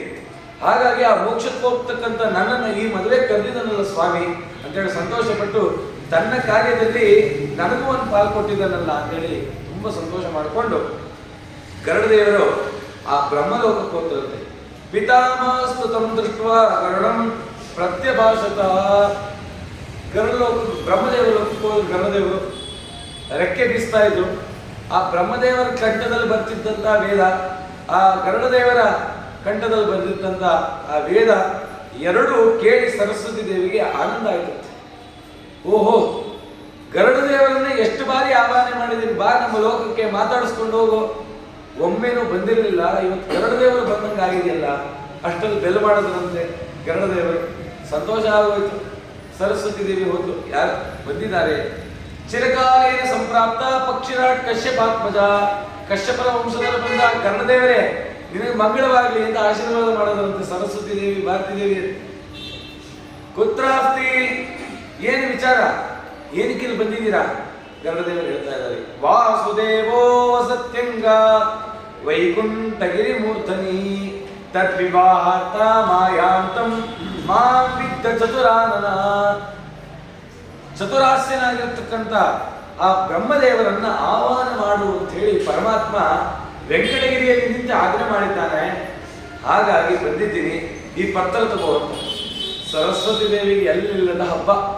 ನಮ್ಮ ಮಾವನ ಮದುವೆನಂತೆ, ನಮ್ಮ ಮಾವನ ಮದುವೆ ಅಂತ ಕುಣಿತಾ ಇದ್ದಾಳೆ. ಬ್ರಹ್ಮದೇವರು ಕೇಳಿದ್ರು, ಏನು ನಿಮ್ಮ ತಂದೆದು ಮದುವೆನಂತೆ? ಹೌದಾ? ಆ ಲಕ್ಷ್ಮೀದೇವಿ ಹೋಗಿದ್ದಲ್ಲ, ಎಲ್ಲ ಕಥೆಯನ್ನ ಸ್ಮರಣೆ ಮಾಡಿ ವಿವಾಹ ಆಗ್ತಿದಾರ, ನಡಿ ಅಂಥೇಳಿ ಇದ್ದ ಕೆಲಸವನ್ನು ಬಿಟ್ಟ ತಕ್ಷಣ ಹೊರಟೇ ಬಿಟ್ರಂತೆ. ನಾರಾಯಣೇ ಲಿಖಿತಾಂ ಪತ್ರಿಕಾಮ ಅವಲೋಕನ ಪತ್ರಿಕಾಂ ಕೀರ್ತಿಯಾಮಾಸ ವಾಯು ಸರ್ವಾತ್ಮ ಗೋಚರ ಚಿರಂಜೀವಾಯ ಪುತ್ರಾಯ ಬ್ರಹ್ಮಣೇ ನಾಭಿಜನ್ಮನೆ ಶ್ರೀ ವೆಂಕಟಾದ್ರಿನಾಥಸ್ಯ ಶ್ರೀನಿವಾಸಾಯ ಮಂಗಲಾಃ. ಪರಮಾತ್ಮ ಅವನು ಮಂಗಳಪ್ರದನಾಗಿರ್ತಕ್ಕಂಥವನು. ಅಂತ ಮಂಗಳಪ್ರದನಾದ ಪರಮಾತ್ಮ ಪತ್ರಿಕೆಯನ್ನು ಕಳಿಸಿದ್ದಾನಲ್ಲ, ಇದಕ್ಕಿಂತ ಲೋಕಕ್ಕೆ ಮಂಗಳಕರವಾದದ್ದು ಇನ್ನೇನಿದೆ ಅಂತ ಬ್ರಹ್ಮದೇವರು. ಅದಕ್ಕೆ ಬ್ರಹ್ಮದೇವರು ಹೇಳ್ತಾ ಇದ್ದಾರೆ, ಯಾರಿಗೆ ಮಂಗಳ ಕಾರ್ಯ ನಡೀತಿಲ್ಲ. ಮಂಗಳ ಕಾರ್ಯ ಅಂದ್ರೆ ಬರೀ ಮದುವೆ ಮುಂಚೆ ಅಂತಲ್ಲ, ಮನೆಯಲ್ಲಿ ಒಂದು ದೇವತಾ ಪೂಜೆನೂ ನಡೆಯಲ್ಲ. ಮನೆಯಲ್ಲಿ ಸಾಲಿಗ್ರಾಮ ಇರುತ್ತೆ, ಪೂಜೆ ಮಾಡೋರು ಒಬ್ಬರಿಲ್ಲ. ಪೂಜೆ ಮಾಡೋರು ಇದ್ರೆ ಮಾಡ್ಲಿಕ್ಕೆ ಆಸಕ್ತಿ ಇಲ್ಲ. ಸರಿ ಆಯ್ತು, ದೇವರ ನೈವೇದ್ಯಕ್ಕೆ ಏನೋ ಅಪರೂಪಕ್ಕೆ ಒಂದು ಅಗ್ನಿಷ್ಟಿಕೆಯಲ್ಲಿ ಅನ್ನ ಮಾಡಿಕೊಡೋಣ ಅಂದ್ರೆ ನೈವೇದ್ಯ ಮಾಡ್ಲಿಕ್ಕೆ ಆಸಕ್ತಿ ಇಲ್ಲ. ಕೆಂಡ ಇದೆ, ಧೂಪ ಮಾಡುವಂದ್ರೆ ನಾವು ಮಾಡಲ್ಲ ಅಂತ ಉತ್ಕಂಡು ಏರ್ಸ್ತಾರೆ. ಈ ತರ ಪ್ರಪಂಚದಲ್ಲಿ ನಮಗೆಲ್ಲ ಸದ್ಬುದ್ಧಿ ಯಾವಾಗ ಬರುತ್ತೆ? ಅದಕ್ಕೆ ಬ್ರಹ್ಮದೇವರು ಹೇಳಿದ್ರು, ಈ ಶ್ರೀನಿವಾಸ ಕಲ್ಯಾಣವನ್ನು ಕೇಳ್ತಿರಲ್ಲ, ಈ ವೈಭವ ಕಥೆಯನ್ನು ಕೇಳಿ ಪರಮಾತ್ಮನಲ್ಲಿ ನಿಮ್ಮ ಮನಸ್ಸೆಂಬ ತುಳಸಿ ದಳವನ್ನ ಪರಮಾತ್ಮನ ಪಾದಕ್ಕಿಡಿ, ಸ್ವಾಮಿ ತಾನು ಮಾಡಿಸ್ತಾನೆ ಅಂತ ಹೇಳಿ ಉಪದೇಶ ಮಾಡ್ತಾ, ಇಂಥ ಮಂಗಳವಾದ ಸಂದರ್ಭ ನಾನು ಎಲ್ಲೂ ಕಂಡಿಲ್ಲ. ಆನಂದ ಆನಂದ ಆನಂದ ಅಂತ ಕುಣಿತಾ ಇದ್ದಾರೆ. ಬೇರೆ ದುಂದುಭಯಾಶ್ಚಾದ್ಯ ವಾದ್ಯಂತಾಂ ಸರ್ವತೋಮುಖಂ. ಆ ಬ್ರಹ್ಮದೇವರ ಲೋಕದಲ್ಲಿ ಎಲ್ಲ ವಾದ್ಯಗಳು ಮೊಳತ್ತಂತೆ, ಅಷ್ಟ ಆನಂದ ಆಯ್ತಂತೆ. ಬ್ರಹ್ಮದೇವರು ಹೇಳಿದ್ರು, ನಮ್ಮ ಪರಿವಾರವೆಲ್ಲ ಬರಬೇಕು. ಬ್ರಹ್ಮದೇವರ ಲೋಕದಲ್ಲೂ ದಿಕ್ಪಾಲಕರಿದ್ದಾರೆ. ಆ ದಿಕ್ಪಾಲಕರಿಗೆಲ್ಲ ಹೇಳಿ ಚತುರ್ಮುಖ ಬ್ರಹ್ಮದೇವರು ಹೇಳೋದಂತೆ, ಎಷ್ಟು ಜನ ವ್ಯಕ್ತ ಋತುಗಳು ಅವ್ಯಕ್ತ ಋತುಗಳು ಎಲ್ಲರೂ ನಾವು ಹೋಗೋಣ ಅಂತ ಸಿದ್ಧರಾಗಿ ಹೊರಟಿದ್ದಾರೆ. ಪ್ರಯಾಣ ಬೇರಿನಿನದ ಸುಮಂಗಲ ಸಂಶೂಯತೆ ಸರ್ವಜನೈ ಕುತೂಹಲ ಕಂ ದೇಶಮುದ್ದೇಶ್ಯ ಪಿತಾಮಹಾದ್ಯ ಸಂತಾಡ್ಯತೆ ವಾದ್ಯಗಣೋವದಾದ್ಯ. ನನ್ನ ದಿಕ್ಪಾಲಕರೆಲ್ಲ ಬಂದು ವಾದ್ಯವನ್ನು ನುಡಿಸಿ ನಡ್ರಿ ಪ್ರಯಾಣ ಮಾಡೋಣ ಅಂತೇಳಿ ಭೂಲೋಕ ಹೊರಟರು. ಬ್ರಹ್ಮದೇವರಿಗೆ ಆನಂದ.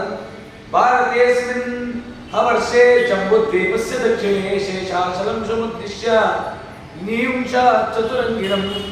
ಬ್ರಹ್ಮದೇವರ ಪರಿವಾರ ಬಂತು, ಅವರ ಸೇನೆ ಎಲ್ಲ ಬಂತು. ಸರಿ ಆಯ್ತು. ತದನಂತರದಲ್ಲಿ ಗರುಡದೇವರು ಕೈಲಾಸಕ್ಕೆ ಹೊರಟು. ಕೈಲಾಸಕ್ಕೆ ಹೋಗಿ, ರುದ್ರದೇವರೇ ನೀವು ನಿಮ್ಮ ಪರಿವಾರ ಎಲ್ಲ ಬರಬೇಕು ಅಂತ ಹೇಳಿದ್ರು. ಅಯ್ಯೋ, ನಮ್ಮ ತಾತನ ಮದುವೆ, ಪಾರ್ವತಿ ದೇವಿಗಂತೂ ಖುಷಿ ಅಂದ್ರೆ ಖುಷಿ. ಸರಿ ಆಯ್ತು, ತಕ್ಷಣ ಹೊರಡೋಣ ಅಂತ ಹೇಳಿ ಇಬ್ರು 2 ಮಕ್ಕಳುಗಳಿದ್ದರಂತೆ. ಅವ್ರಿಗೆ ಇದ್ದಿದ್ದು ಆನಂದ. ಗಣಪತಿ ಸುಬ್ರಹ್ಮಣ್ಯರು ಅವರು ಮೊದಲೇ ರೆಡಿ ಆಗಿಬಿಟ್ಟಿದ್ರಂತೆ ಅಲಂಕಾರ ಮಾಡಿಕೊಂಡು. ಸರಿ ಆಯ್ತು ಅಂತ ಹೊರಟು. ಎಲ್ಲ ಹೊರಟಿ ಶ್ರೀನಿವಾಸ ಹೇಳಿದ್ದ, ಪ್ರತಿಯೊಬ್ಬರನ್ನು ಕರಬೇಕು ಅಂತೇಳಿ ಎಲ್ಲ ದೇವತೆಗಳು ಬಂದ್ಬಿಟ್ಟು. ಸರಿ, ಆ ಮೇರುವಿನಿಂದ ಇಳಿತಾ ಬರುವಾಗ ಹಿಮಾಲಯದ ತೀರದಲ್ಲಿ ಹಿಮಾಲಯದ ಪರ್ವತಗಳಲ್ಲಿ ಎಲ್ಲರೂ ನೋಡಿದ್ರು, ಇದೇನು ಎಲ್ಲ ದೇವತೆಗಳು ಭೂಲೋಕಕ್ಕೆ ಬರ್ತಿದ್ದಾರಲ್ಲ, ಏನು ಸಮಾಚಾರ ಏನು ಸಮಾಚಾರ. ಆ ಕಾಲಕ್ಕೆ ಶೇಷದೇವರು ನೋಡ್ರಿ, ಪರಮಾತ್ಮ ಜಗದೊಡೆಯನಾದ ಪರಮಾತ್ಮ ಶ್ರೀಕೃಷ್ಣನೇ ಶ್ರೀನಿವಾಸ ರೂಪದಲ್ಲಿ ಕಂಗೊಳಿಸಿದ ವರನಾಗಿ ನಿಂತಿದ್ದಾನೆ. ಅವನ ವಿವಾಹ ತಾವೆಲ್ಲ ಬಂದು ಆ ಮಂಗಳ ಕಾರ್ಯದಲ್ಲಿ ಸಾಕ್ಷಿಯನ್ನ ನಿಭಾಯಿಸಿ ನೀವು ಆ ಪರಮಾತ್ಮನ ಆ ಮಂಗಳ ಕಾರ್ಯವನ್ನು ನೋಡಿ ಸಂತೃಪ್ತಿಯನ್ನು ಹೊಂದಿ ಪರಮಾತ್ಮನ ಅನುಗ್ರಹಕ್ಕೆ ಪಾತ್ರರಾಗಬೇಕು. ಅಯ್ಯೋ ನಾವೆಲ್ಲ ಬರ್ಲಿಕ್ಕೆ ಸಿದ್ಧ, ಆದ್ರೆ ನಮ್ಮ ಒಂದು ಸಂಕಲ್ಪ ಮಾಡ್ಕೊಂಡಿದ್ದೀವಿ. ಏನಂತ ಸಂಕಲ್ಪ ಅಂದ್ರೆ ಪ್ರತಿದಿನ ನಾವು ಅಲಕನಂದ ನದಿಲೇ ಸ್ನಾನ ಮಾಡಬೇಕು ಸಾಯೋವರೆಗೂ ಅಂತ. ಅದಕ್ಕೆ ಪರಮಾತ್ಮ ಹೇಳಿದಂತೆ, ಯಾರ್ಯಾರು ಯಾವ್ಯಾವ ನದಿಯಲ್ಲಿ ಸ್ನಾನ ಮಾಡ್ತಿದ್ದೀರಾ ಅವರೆಲ್ಲ ಬನ್ನಿ, ನೀವು ಅಲ್ಲೇ ಕೂತ್ಕೊಂಡು ವೆಂಕಟಾಚಲದಲ್ಲಿ ನಿಮ್ಗೆ ಯಾವ ನದಿ ಬೇಕಾ ಹೆಸರು ಹೇಳಿ, ಆ ನದಿದು ಶವರ ನಾನು ಮಾಡಿಸ್ತೀನಿ ಅಂತ. ಸರಿ ಆಯ್ತು, ಪರಮಾತ್ಮ ಸ್ನಾನ ಮಾಡ್ತೀನಿ ಅನ್ನೋ ನಮ್ಗೇನು ಅಂತ ಎಲ್ಲ ಹೊರಟುಬಿಟ್ರಂತೆ, ಯಾರು ಒಬ್ರು ಇಲ್ಲ. ಗೋದಾವರಿ ತೈತೇತೆ ಪುತ್ರ ಪೌರದನೇ ಸಹ ಸದೂತ ವಚನಂ ಶುತ್ವ ಕಿಂಚದ ಶ್ಯಾಮುಕೋ ಭವೇತ್. ಆ ಬ್ರಹ್ಮಲೋಕದಿಂದ ವೆಂಕಟಗಿರಿಗೆ ಬರೋ ತನಕ ವೇದಘೋಷವನ್ನು ಮಾಡ್ತಿದ್ರೆ ಇಡೀ ಬ್ರಹ್ಮಾಂಡ ಕೇಳಿಸ್ತಿರ್ತದೆ ವೇದಘೋಷ. ಅದಕ್ಕೆ ಬ್ರಹ್ಮದೇವರು ಆಜ್ಞೆ ಮಾಡಿದ್ರು, ಪರಮಾತ್ಮನ ಉತ್ಸವ ಮಾಡ್ತೀವಿ, ಪರಮಾತ್ಮನ ಮಠಕ್ಕೆ ಬರಬೇಕು ಅಂತ ಹೊರಡ್ತೀವಿ. ಮನೆಯಿಂದ ಮಠಕ್ಕೆ ಬರೋ ತನಕ ಬೇರೆ ವಿಚಾರಗಳನ್ನು ಮಾತಾಡೋದಲ್ಲ ಅಂತ. ಇಲ್ಲಿ ರಾಯರಿದ್ದಾರೆ, ರಾಯರನ್ನು ನೋಡಕ್ ಬರ್ತೀವಿ ಅಂತಂದ್ರೆ ಅಪ್ಪಣಾಚಾರ್ಯ ಯಾವ ರೀತಿ ಬಂದ್ರು ರಾಯರ್ ನೋಡ್ಲಿಕ್ಕೆ? ಆಗಲೇ ರಾಯರ ಸ್ತೋತ್ರ ಬಂದಿದ್ದಲ್ಲ, ಹಂಗೆ ರಾಯರ ಸ್ತೋತ್ರ ಬರುತ್ತೋ ಬರಲ್ವೋ ಎಲ್ಲರೂ ಹೇಳ್ಬೋದೋ ಇಲ್ವೋ, ಸ್ತೋತ್ರ ಮಾಡ್ಕೊಂಡ್ ಬನ್ನಿ, ಸ್ತೋತ್ರ ಮಾಡ್ಕೊಂಡ್ ಬನ್ನಿ. ರಾಯರ ಪ್ರಸಾದವನ್ನು ಸ್ವೀಕಾರ ಮಾಡ್ಕೊಂಡು ಸ್ತೋತ್ರ ಮಾಡ್ಕೊಂಡೆ ಮನೆಗೆ ಹೋಗಿ. ಆವಾಗ ಇಲ್ಲಿಗೆ ಬಂದ್ರೆ ಇದೇ ಮಂತ್ರಾಲಯ. ರಾಯರಿರೋ ಸ್ಥಳ ಎಂಥ ಮಾತು ಹೇಳಿದ್ದಾರೆ ಅಂತಂದ್ರೆ ನಮ್ಮ ಇಡೀ ಜೀವನದಲ್ಲಿ ಅರಗಿಸ್ಕೊಳಕ್ಕಾಗಲ್ಲ. ನಾವು ರಾಯರನ್ನ ಸುಮ್ಮನೆ ಮಂತ್ರಾಕ್ಷತೆಗೆ, ತೀರ್ಥಕ್ಕೆ, ಊಟಕ್ಕೆ ಮಾತ್ರ ಮೀಸಲು ಮಾಡ್ಕೊಂಡಿದ್ದೀವಿ. ಅವ್ರ ಯೋಗ್ಯತೆಯನ್ನು ಅರಿವಿಗೆ ನಮ್ಗೆ ಸಾಧ್ಯನೇ ಇಲ್ಲ. ಅವ್ರ ಸ್ಥಳದಲ್ಲಿ ಏನೇನು ಮಾಡಬಾರ್ದು ಅದನ್ನೆಲ್ಲ ಮಾಡ್ತಾ ಇದ್ದೀವಿ. ರಾಯರು ಅವರ ಜೀವನದಲ್ಲಿ ಒಬ್ಬರಿಗೆ ಜೋರಾಗಿ ಮಾತಾಡಿಲ್ಲ, ಆದ್ರೆ ರಾಯರ ಮುಂದೆನೇ ನಾವು ನಿಮ್ಗೆ ಜೋರಾಗಿ ಮಾತಾಡ್ತೀವಿ. ರಾಯರು ಅವ್ರ ಜೀವನದಲ್ಲಿ ಒಬ್ಬರಿಗೆ ಅಹಂಕಾರ ತೋರಿಸಿಲ್ಲ, ಅವ್ರ ಗುಣ ಒಂದೂ ತಗೊಳ್ಳಿಲ್ಲ ರೀ. ನಾವು ಯಮದೇವರ ಏನ್ ಶಿಕ್ಷೆ ಕೊಡ್ತಾರೋ ನಮ್ಗೆ ಗೊತ್ತಿಲ್ಲ, ಅವ್ರ ಗುಣ ಒಂದೂ ನಾವು ತಿಳಿಲಿಲ್ಲ ಅಂದಮೇಲೆ ಅವ್ರ ಪ್ರಸಾದ ಹೇಗಾಗಿದೆ? ಒಂದು ಮಾತು ಹೇಳ್ತಾರೆ, ಹರಿದಾಸರಿದ್ದ ಸ್ಥಳ ವರಕಾಶಿ ಮೊದಲಾದ ಕುರುಕ್ಷೇತ್ರಕ್ಕಿಂತಧಿಕವೋ. ರಾಯರ ಸನ್ನಿಧಾನ ವೈಕುಂಠಕ್ಕೆ ಮಿಗಿಲಂತೆ. ಯಾರ ಕರ್ಕೊಂಡ್ಬಂದು ವ್ಯಾಖ್ಯಾನ ಮಾಡಿಸಿ, ವೈಕುಂಠಕ್ಕೆ ಮಿಗಿಲು, ವೈಕುಂಠಕ್ಕಿಂತ ದೊಡ್ಡದು ರಾಯರ ಸನ್ನಿಧಾನ ಅಂತ ಹೇಳಿದ್ದಾರೆ. ಅಂದ್ರೆ ನಾವು ಜೀವರಾಶಿಗಳ ಬಗ್ಗೆ ಏನ್ ತಿಳ್ಕೊಳ್ಳೋಣ? ಬ್ರಹ್ಮದೇವರು ಆಜ್ಞೆ ಮಾಡ್ತಾ ಇದ್ದಾರೆ, ಎಲ್ಲಿ ಭಗವತ್ ಕಾರ್ಯ ಮಾಡ್ತೀರಾ ಅನ್ಯ ವಿಚಾರವನ್ನು ಚಿಂತನೆ ಮಾಡಬೇಡಿ. ಯಾಕಂದ್ರೆ ನಮ್ಮ ಸುತ್ತ ಪ್ರೇತಗಳಿವೆ. ಅಪಸರ್ಪಂತು ಏ ಭೂತ ಭೂಸಹಸ್ರ ಎಲ್ಲ ಪ್ರೇತಗಳು ಏನ್ ಮಾಡ್ತಾ ಇದೆ, ನಾವು ಮಾಡೋ ಅಪಚಾರಗಳನ್ನ ಅಧಿಕ ಮಾಡಿಸ್ತಾ ಇದೆ ನಮ್ಮ ಹತ್ರ. ನಮ್ಮಲ್ಲಿರೋ ಪುಣ್ಯವನ್ನ ತಾನು ಕರ್ಷಣೆ ಮಾಡ್ತಾ ಇದೆ. ಅದಕ್ಕೆ ತಪ್ಪನ್ನ ಮಾಡಬೇಡಿ. ಆದಷ್ಟು ಪರಮಾತ್ಮನ ಸ್ಮರಣೆಯನ್ನು ಮಾಡಿ ಜೀವವನ್ನ ಸಾರ್ಥಕಗೊಳಿಸಿ. ಅದಕ್ಕೆ ಬ್ರಹ್ಮದೇವರೇ ಅದಕ್ಕೆ ಆದಿ. ನಾನೇ ನೋಡಿ ಪರಮಾತ್ಮನ ಮಂಗಳ ಕಾರ್ಯ ಅಂತ ಗೊತ್ತಾಗಿದ ತಕ್ಷಣ ಅನ್ಯ ವಿಚಾರ ಚಿಂತನೆಯೇ ಇಲ್ಲ. ಏನ್ ಮಾಡಬೇಕು ನನಗೆ ಗೊತ್ತಿಲ್ಲ, ಸ್ವಾಮಿ ಸ್ಮರಣೆ ಮಾಡಬೇಕು. ಆ ರೀತಿಯಲ್ಲಿ ನಡೀತಾ ಇತ್ತು. ಹಿಂದೆ ಎಲ್ಲ ಮಂತ್ರಾಲಯದಲ್ಲಿ ಬಹಳ ಹಿಂದೆ ಕಾಲಕ್ಕೆ, ಹರಿದಾಸರ ಕಾಲಕ್ಕೆ ಉಪೇಂದ್ರ ತೀರ್ಥರು ಅಂತ ರಾಯರ ಮಠದಲ್ಲಿ ಬಂದಂತ ಉಪೇಂದ್ರ ತೀರ್ಥರು ಅಂತ ರಾಯರಿಗೆ ತುಂಬಾ ಪ್ರೀತಿ ಪಾತ್ರರು. ರಾಯರಿಂದಲೇ ಕೆಲವಾರು ಜ್ಞಾನವನ್ನ ಪಡೆದಂತ ಮಹಾನುಭಾವರು ಉಪೇಂದ್ರ ತೀರ್ಥರು. ರಾಯರಿಂದ 4ನೇವರು. ಅವರು ಇದ್ದ ಕಾಲಕ್ಕೆ ಜಗನ್ನಾಥದಾಸರ ತಂದೆ ನರಸಿಂಹದಾಸರು ಅಂತ ಇನ್ನೂ ಜಗನ್ನಾಥದಾಸರ ಅವತರಣೆ ಮಾಡಿಲ್ಲ. ಆ ನರಸಿಂಹದಾಸ ಕಾಲದಲ್ಲಿ ಉಪೇಂದ್ರ ತೀರ್ಥರು ಅನ್ನೋರಂತೆ. ನರಸಿಂಹದಾಸರು ಬಂದ್ರೆ ಮಂತ್ರಾಲಯಕ್ಕೆ ಇವತ್ತು ವೇದಘೋಷ ಇಲ್ಲ, ಅವರಿಂದ ಸಂಗೀತ ಗಾನ ಗಂಧರ್ವರವರು ಅಂತ ಹೇಳಿ ರಾಮದೇವರ ಪೂಜೆಯಿಂದ ಹಿಡಿದು ರಾಯರ ಎಲ್ಲಾ ಸೇವೆಯನ್ನು ಹಾಡಿನ ಮೂಲಕನೇ ನಡೆಯುತ್ತೆ. ಆ ಕಾಲದಲ್ಲಿ ಪ್ರಾರಂಭ ಆಯಿತು ಮಂತ್ರಾಲಯದಲ್ಲಿ.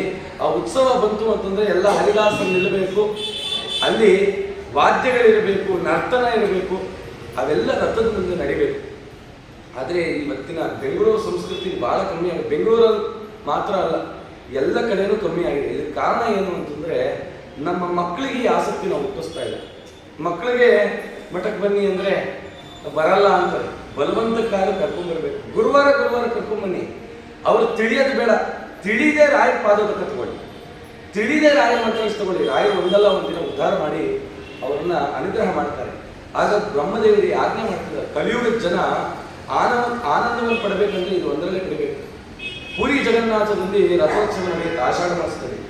ಅಂಥ ರಥೋತ್ಸವ ಜಗತ್ತಲ್ಲೆಲ್ಲೂ ನಡೆಯಲ್ಲ. ಆ ಪುರಿ ಜಗನ್ನಾಥಕ್ಕೆ ಹೋಗ್ಬೇಕು ಎಂಥ ತಾಪ ಇರುತ್ತೆ ಅಂದರೆ ಆ ಶಾಖವನ್ನು ತಡೆಯೋಕ್ಕಾಗಲ್ಲ, ಅಷ್ಟು ಬಿಸಿಲು. ಆ ರಥ ಸುಭದ್ರೆ ಬಲರಾಮ ಕೃಷ್ಣನ ರಥ ಬರುತ್ತೆ, ಅಂಥ ಎತ್ತರದ ರಥ ಜಗತ್ತಲ್ಲಿಲ್ಲ. ಆ ರಥನ ಏನ್ ಮಾಡ್ತಾರೆ ಅಂದ್ರೆ ರಥೋತ್ಸವ ಆದ್ಮೇಲೆ ಎಲ್ಲ ತುಂಡು ಮಾಡಿಬಿಟ್ಟು ಒಲೆಗೆ ಹಾಕ್ಬಿಡ್ತಾರೆ. ಒಂದು ವರ್ಷಕ್ಕೆ ಅದೇ ಆ ರಥದ್ದೇ ಮತ್ತೆ ಪುನಃ ಹೊಸ ರಥ. ಅವೆಲ್ಲ ನೋಡ್ಬೇಕು, ಏನಕ್ಕೆ ರಥದಲ್ಲಿ ಸ್ವಾಮಿ ಬರ್ತಾನೆ ಮುಂದೆ ಹೇಳ್ತೀನಿ. ಅದೆಲ್ಲ ಸಂಪ್ರದಾಯವನ್ನು ಪೂರ್ವಿಕರು ಮಾಡಿಕೊಟ್ಟಿದ್ದನ್ನ ನಶಿಸೋಗದೇ ಇರೋ ಹಾಗೆ ನಾವು ಮಾಡಬೇಕು ಅಂತ ಬ್ರಹ್ಮದೇವರು ಉಪದೇಶ ಮಾಡ್ತಾ ಇದ್ದಾರೆ. ಎಲ್ಲರೂ ಬ್ರಹ್ಮದೇವರನ್ನ ಅನುಸರಣೆ ಮಾಡ್ತಾ ಎಲ್ಲರೂ ವೇದವನ್ನು ಹೇಳ್ತಾ ಇದ್ದಾರೆ. ಅವ್ರಿಗೆ ಏನೇನು ಬರುತ್ತೋ ಸ್ತೋತ್ರಗಳು ಅದನ್ನು ಹೇಳ್ತಾ ಇದ್ದಾರೆ. ಪುಟ್ಟ ಪುಟ್ಟ ಬಾಲಕರು ಋಷಿಪುತ್ರರೆಲ್ಲ ನಾರಾಯಣ ನಾರಾಯಣ ಅಂತ ಸ್ಮರಣೆ ಮಾಡ್ಕೊಂಡು ಬರ್ತಾ ಇದ್ದಾರೆ. ವಿಶ್ವಕ್ಸೇನ ತುಂಬುರೋಸ್ತೀರ್ಥಮಾಸಾಧ್ಯ ಹರೇ ತತ್ರಾವಗಾಹತೆ ಪುತ್ರಸ್ಥರ ಮಹಾರಾಜ ಪರಮಾತ್ಮ ಚತುರ್ಭುಜ ಚತುರ್ಮುಖ ಬ್ರಹ್ಮದೇವರು ಹೇಳ್ತಾ ಇದ್ದಾರೆ, ಇಲ್ಲೆಲ್ಲ ಜಾಗ ಇದೆ, ಇಲ್ಲೆಲ್ಲ ರೂಮ್ಗಳಿದೆ, ನೀವು ಹೋಗಿ ಸೇರ್ಕೊಳ್ಳಿ ಬನ್ನಿ ಅಂತ ಹೇಳಿ. ಸರಿ ಆಯ್ತು, ತುಂಬಾ ಸಂತೋಷ ಆಯ್ತು. ಬ್ರಹ್ಮದೇವರು ಇಳಿದ್ರು. ಬ್ರಹ್ಮದೇವರು ಇಳಿದ ತಕ್ಷಣ ಪರಮಾತ್ಮ ಬ್ರಹ್ಮದೇವರು ಬಂದರು ಅಂತ ಹೇಳಿ ತಾನಿದ್ದ ಮನೆಯಿಂದ ಹೊರಗಡೆ ಬಂದಂತೆ. ಯಾಕೆ ಅಂತಂದ್ರೆ ಬ್ರಾಹ್ಮಣ ಮನೆಗೆ ಬರ್ತಾನೆ. ಬ್ರಾಹ್ಮಣನಿಗೆ ಅವನೇ ನಾಯಕ ಬ್ರಹ್ಮದೇವರು ಅಂತ. ಬ್ರಾಹ್ಮಣ ಎಲ್ಲ ಬ್ರಹ್ಮನಿಗೆ ಅಧಿಪತಿಯಾಗಿರ್ತಕ್ಕಂಥ ಬ್ರಹ್ಮ ಬಂದಿದ್ದಾನೆ ಅಂತ ಅವನ ಮೇಲೆ ಇರ್ತಕ್ಕಂಥ ವಾತ್ಸಲ್ಯಕ್ಕೆ ಶ್ರೀನಿವಾಸದೇವರು ಹೊರಗಡೆ ಬಂದು ಅವನನ್ನು ಆಲಿಂಗನ ಮಾಡಿಕೊಂಡು, ಕಿಚತ್ತೆ ಕುಶಲಂ ತಾತ ಸುಷ್ಣಾಯ ಮಮ ಸಂಪ್ರತಿ ಪುತ್ರ ಪೌತ್ರ ಪ್ರಪೌತ್ರಾಣಂ ಕ್ಷೇಮ ಪ್ರಭು ಹಿಮೆ ಸುತಃ. ಸುತನಾದ ಬ್ರಹ್ಮನೇ, ಎಲ್ಲ ಪರಿವಾರಗಳು ಚೆನ್ನಾಗಿದೆಯಾ? ನಾನು ವೈಕುಂಠ ಬಿಟ್ಟು ಬಂದ್ಬಿಟ್ಟಿದ್ದೀನಿ. ದೇವಲೋಕದ ಸುದ್ದಿ ನನಗೆ ಬರ್ತಾ ಇಲ್ಲ. ಇಲ್ಲಿ ಟಿವಿ ಇಲ್ಲ, ಏನಿಲ್ಲ. ಯಾಕೆಂದ್ರೆ ಇಲ್ಲಿ ನೆಟ್ವರ್ಕ್ ಇಲ್ಲ ಬೆಟ್ಟದ ಮೇಲೆ, ಹಾಗಾಗಿ ನನಗೇನು ಗೊತ್ತಾಗ್ತಾ ಇಲ್ಲ. ಎಲ್ಲರೂ ಚೆನ್ನಾಗಿದ್ದಾರ ಅಂತ ಬ್ರಹ್ಮದೇವರು ಕೇಳಿದಂತೆ ಬ್ರಹ್ಮದೇವರಿಗೆ ಆನಂದ. ಸರ್ವಂ ಮಂಗಲಮಸ್ಮಾಕಂ ತತ್ಪ್ರಸಾದೇನ ಕೇಶವ. ಇದೇ ರೂಢಿಯನ್ನು ನಾವು ಮಾಡ್ಬೇಕಂತ. ಯಾರಾದ್ರೂ ಚೆನ್ನಾಗಿದ್ದಾರ ಅಂತ ಕೇಳಿದ್ರೆ ಪರಮಾತ್ಮನ ಅನುಗ್ರಹ, ಚೆನ್ನಾಗಿದ್ದೀವಿ. ಬ್ರಹ್ಮದೇವರು ಹೇಳೋದು, ಸ್ವಾಮಿ ನಿನ್ ಪ್ರಸಾದನಪ್ಪ ಕೇಶವ, ಎಲ್ಲರೂ ಮಂಗಳಕರವಾಗಿದ್ದಾರಪ್ಪ. ತಾತಾಮೇ ವದತೆ ಕ್ಷೇಮಂ ಪುರಾಣ ಪುರುಷೋತ್ತಮ ಶ್ರೀನಿವಾಸ, ನಿನ್ ಕಥೆಯನ್ನೆಲ್ಲ ಆಲಿಸಿದೆ. ಏನಪ್ಪ ನೀನು, ನಿನ್ನ ವೈಭವ ಏನು, ನಿನ್ನ ಮಹಿಮೆ ಏನು ಅಂತೆಲ್ಲ ಚಿಂತನೆ ಮಾಡುದು. ಭಗವಂತ ಹೇಳದ, ದ್ವಾಪರಾಂತ ಕೃತಂ ಕರ್ಮ ಶೃಣು ಪುತ್ರ ಸಮಾಧಿಯ ವೈಕುಂಠೆ ಶೇಷದ್ ತಲ್ಪಸ್ತಂ ಭೃಗುಪಾದ ತಲೆ ನಮಾಂ. ಬ್ರಹ್ಮದೇವರ ನಿವೇದನೆ ಮಾಡಿಕೊಂಡ್ರು. ಯಾಕೆ ಶ್ರೀನಿವಾಸ ಜಗದೊಡೆಯ ಅವನಿಗಿಂತ ಚಿಕ್ಕವನಾದ ಬ್ರಹ್ಮದೇವರಿಗೆಲ್ಲ ಹೇಳ್ತಿದ್ದಾರಲ್ಲ ಅಂತಂದ್ರೆ, ಕಲಿಯುಗದಲ್ಲಿ ನೀವು ಕ್ಷೇಮವಾಗಿರ್ಬೇಕು ಅಂದ್ರೆ ನಿಮ್ಮ ಕುಟುಂಬವನ್ನು ನೀವು ಗಟ್ಟಿಗಿಟ್ಕೊಳ್ಳಿ.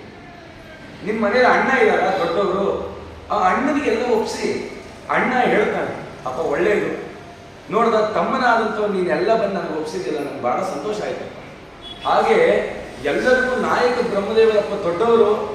ಶ್ರೀನಿವಾಸ ದೇವರೇನೆ ಬ್ರಹ್ಮದೇವರಿಗೆ ಆ ಸ್ಥಾನದಲ್ಲಿ ಇಟ್ಟಿದ್ದಾನೆ ಅಂತ ಬಂದ ಮೇಲೆ ದೇವರೇ ಪಾಠ ಹೇಳ್ತಾ ಇದ್ದಾನೆ, ದೊಡ್ಡವರಿಗೆ ಅಂತ ಸ್ಥಾನವನ್ನು ಕೊಡು, ಮರ್ಯಾದೆಯನ್ನು ಕೊಡು ಅಂತ ಹೇಳಿ ಎಲ್ಲ ವಿಚಾರ ಹೇಳೋ. ಈ ತರ ಲಕ್ಷ್ಮೀ ದೇವಿ ಅಲ್ಲೋದು ಈಗೆಲ್ಲ ಆಯ್ತು. ಜನನೀ ತವ ಗೋವಿಂದ ಪುತ್ರೇಯಂ ಜನನೀಪುರ ಏದಾಖ್ಯಾಯ್ ಭಗವಾನ್ ಶ್ರೋತೃಂ ಕೌತೂಹಲಂ ಹಿಮೆ.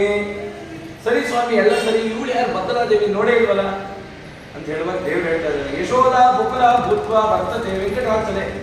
ಅವನು ಕಥೆಯೆಲ್ಲ ಹೇಳಿ ಆ ವರಾಹದೇವರನ್ನ ಭೇಟಿ ಮಾಡಿದ್ದೆ. ಈ ರೀತಿ ಬ್ರಹ್ಮದೇವರು ಎಲ್ಲ ಕಂಡಿದ್ದಾರೆ.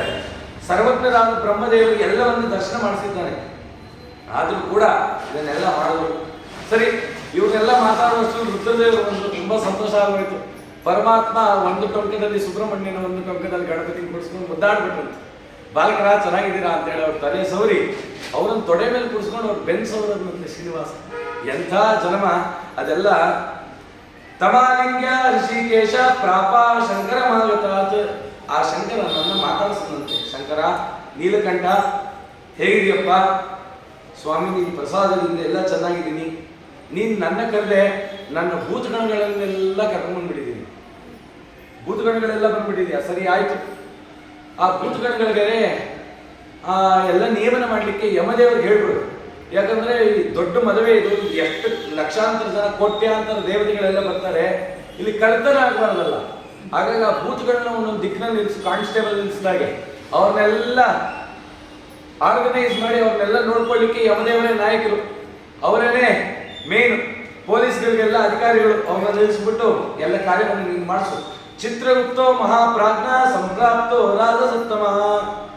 ಆ ಚಿತ್ರಗುಪ್ತರು ಬಂದಿದ್ದಾರೆ, ಅವರಿಗೆ ಯಾರ್ಯಾರು ಬಂದ್ರು ಅಟೆಂಡೆನ್ಸ್ ಹಾಕೊಳ್ಳೋಕೆ ಕೇಳು.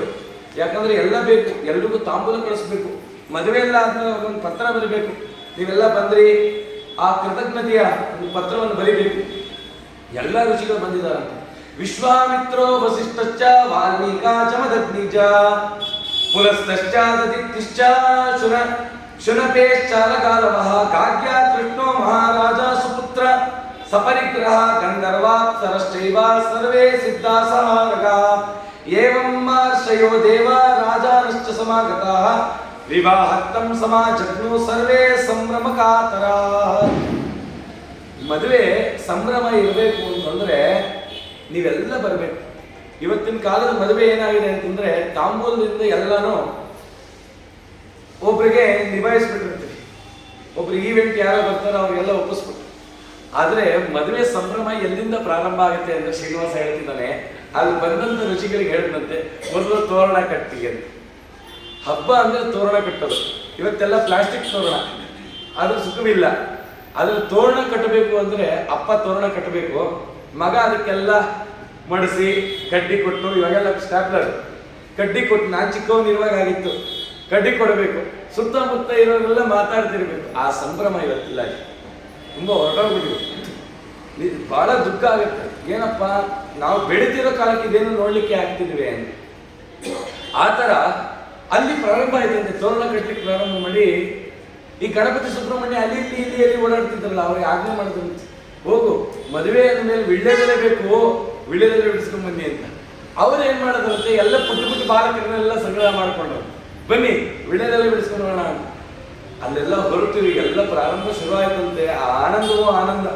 ಇಂದ್ರಸ್ಯ ಗರ್ವ ಬಾಹುಲ್ಯಂ ಪಶ್ಯ ವಿಶ್ವಕೃತೋದನು ಭ್ರಾತುರ್ಭಾವೋ ಬಲ ದೇವಾನ ಜಾನ ಹಿತಾಹಿತಂ. ಸರಿ, ಎಲ್ಲ ಅವರು ಕೆಲಸ ಮಾಡ್ಲಿಕ್ಕೆ ಶುರು ಮಾಡ್ತಿದ್ದಾರೆ. ಬ್ರಹ್ಮದೇವರೇ ಬನ್ರಿ, ನಿಮಗೆ ಒಂದು ಆಜ್ಞೆ ಮಾಡ್ತಾ ಇದ್ದೀನಿ. ಏನದು ಆಜ್ಞೆ ಅಂದ್ರೆ, ನನ್ನ ವಿವಾಹಕ್ಕೆ ಯಜಮಾನ ಯಾರು ಅಂದ್ರೆ ನೀವೇ. ನಾನು ಬರೀ ವರ, ನನಗೆ ಟೆನ್ಷನ್ ತಗೊಳಕ್ಕಾಗಲ್ಲ. ನಾವು ಆಚರಣೆ ಮಾಡ್ತಾ ಕೂತಿರ್ತೀವಿ, ಉದ್ಧಾರಣೆ ಕಾಣಿಸ್ತಿಲ್ಲ, ಎಲ್ಲಿ ಉದ್ಧಾರಣೆ ಅಂತ ಬಂದು ನನ್ನ ಕೇಳಬಾರ್ದು, ನನಗೆ ಸಿಟ್ಟು ಬಂದ್ಬಿಡುತ್ತೆ. ಅದರದ್ದೆಲ್ಲ ಜವಾಬ್ದಾರಿ ನಿಮ್ದು. ನಿಮ್ಗೆ ವಹಿಸ್ಬಿಟ್ಟಿದ್ದೀನಿ. ಅಡಿಗೆಗೆ ಅಕ್ಕಿ ಶಾರ್ಟೇಜು, ಪಾತ್ರೆ ಇಲ್ಲ, ಅವೆಲ್ಲ ನನ್ನ ಕೇಳೋವಾಗಿಲ್ಲ. ಅದನ್ನು ನೀವೇ ನಿಭಾಯಿಸಬೇಕು ಪ್ರತಿಯೊಂದು. ಯಾಕೆ ಅಂತಂದ್ರೆ ನಿಮಗೆ 4 ಮುಖ, 4 ದಿಕ್ಕನ್ನು ನೋಡಿ ನಿಭಾಯಿಸುವಂತ ಶಕ್ತಿ ನಿಮಗೆ. ಹಾಗಾಗಿ ನಿಮ್ಗೆ ಆಜ್ಞೆ ಮಾಡ್ತಾ ಇದ್ದೀನಿ. ರುದ್ರದೇವರಿದ್ದರು, ಸ್ವಾಮಿ ನಾನೇನ್ ಮಾಡಲಿ, ನೀನು ಬಂದವ್ರನ್ನೆಲ್ಲ ಮೊದಲು ಮಾತಾಡಿಸಿ ಅವ್ರ ಆಸನಕ್ಕೆ ಸಿದ್ಧ ಮಾಡಿ. ಪಾರ್ವತಿ ದೇವಿ ಮದುವೆ ಎಲ್ಲ ಆಗುತ್ತಲ್ಲ, ನೀನೇ ಕಲಸಿಗಿತ್ತಿ, ನೀನು ಕಲಸಿಗಿತ್ತಿಯಾಗಿ ಬರಬೇಕು, ಆಯ್ತಾ? ನೀನೇ ನನ್ನ ಸಹೋದರಿ, ಹಾಗಾಗಿ ನೀನು ಕಲಸಿಗಿತ್ತಿ. ನಿನ್ ಕೆಲಸ ಏನು ಅಂತಂದ್ರೆ ಬರೀ ಫೋಟೋ ತೆಗೆಸ್ಕೊಳ್ಳೋದಷ್ಟೇ, ನಿನ್ ಕೆಲಸ ಏನೂ ಇರಲ್ಲ, ಪಕ್ಕದಲ್ಲಿ ನಿಂತಿರ್ಬೇಕು. ಅಯ್ಯೋ ನಾನು ಸುಮ್ಮನೆ ನಿಲ್ಸೋದ ನನ್ನ ಕೆಲಸ. ಮದುವೆ ಎಲ್ಲ ಆಗತ್ತಲ್ಲ, ಅದಾದ್ಮೇಲೆ ಎಲ್ರಿಗೂ ನೀನೇ ಅರ್ಶಿನ ಕುಂಕುಮ ಕೊಡು.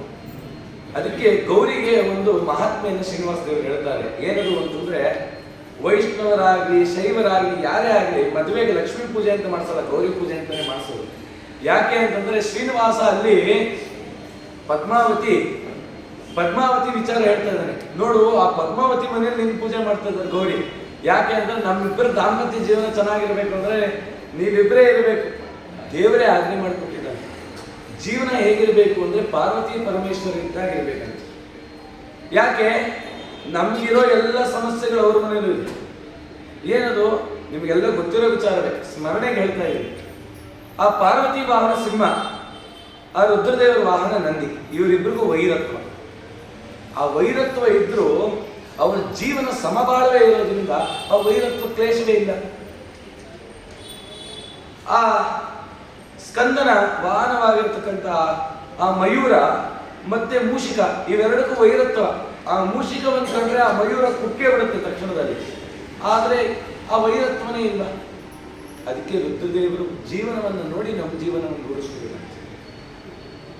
ಜೀವನದಲ್ಲಿ ಏನೇ ಸಮಸ್ಯೆ ಬರಲಿ, ತಂದೆ ತಾಯಿಗಳ ಮಧ್ಯದಲ್ಲಿ, ಅಣ್ಣ ತಮ್ಮಂದ್ರ ಮಧ್ಯದಲ್ಲಿ, ಅದನ್ನೆಲ್ಲವನ್ನು ಕೂಡ ನಿಭಾಯಿಸ್ಕೊಂಡು ಯಾರು ಜೀವನ ಮಾಡ್ತಾನೆ ಅವನೇ ಸತ್ಪುರುಷ ಆಗ್ತಾನೆ.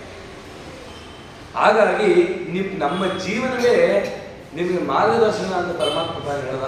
ಸರಿ, ಈ ರೀತಿ ಆಯಿತು. ರುದ್ರದೇವರು ಕೇಳಿದ್ರು, ಸ್ವಾಮಿ ಎಷ್ಟು ಜನ ನಮ್ಗೆ ಕರೆಸಿದ್ಯಾ ಮದುವೆಗೆ? ಯಾಕಂದರೆ ಬಾಳೆ ಎಲೆ ಎಲ್ಲ ತಯಾರು ಮಾಡಬೇಕಲ್ಲ. ಅಗ್ನಿದೇವರು ಕೇಳಿದ್ರು, ಎಷ್ಟು ಬಾಳೆ ಎಲೆ ಬೇಕಾಗುತ್ತೆ? ಆಮೇಲೆ ಶಾರ್ಟೇಜ್ ಆಗಿ ಒಬ್ರು ಮುತುಕದಲ್ಲೇ ಹಾಕ್ಬಿಟ್ರೆ ಸಿಟ್ಟು ಬಂದ್ಬಿಡುತ್ತೆ ಅವ್ರಿಗೆ. ಹಾಗೆಲ್ಲ ಮಾಡಬಾರ್ದು. ಅದಕ್ಕೆ ಜೊತೆಗೆ ನಾನು ಅಗ್ನಿದೇವ್ರಿಗೆ ಹೇಳಿದ್ದೀನಿ, ನೀನು ಆಜ್ಞೆ ಮಾಡಿದ್ದೀನಿ. ಬ್ರಹ್ಮದೇವರು ಹೇಳಿದ್ರು, ಅಗ್ನಿದೇ ಕುಕ್ಕಿಂಗ್ ಡಿಪಾರ್ಟ್ಮೆಂಟ್, ಅವರೇ ಮೇನ್ ಚೆಫು, ಅವರೇನೆ ಎಲ್ಲ ನಡೆಸಬೇಕು. ನಾನು ಹೇಳಿದ್ದೀನಿ ಎಲ್ಲ ಜಾಸ್ತಿನೇ ಮಾಡಿ.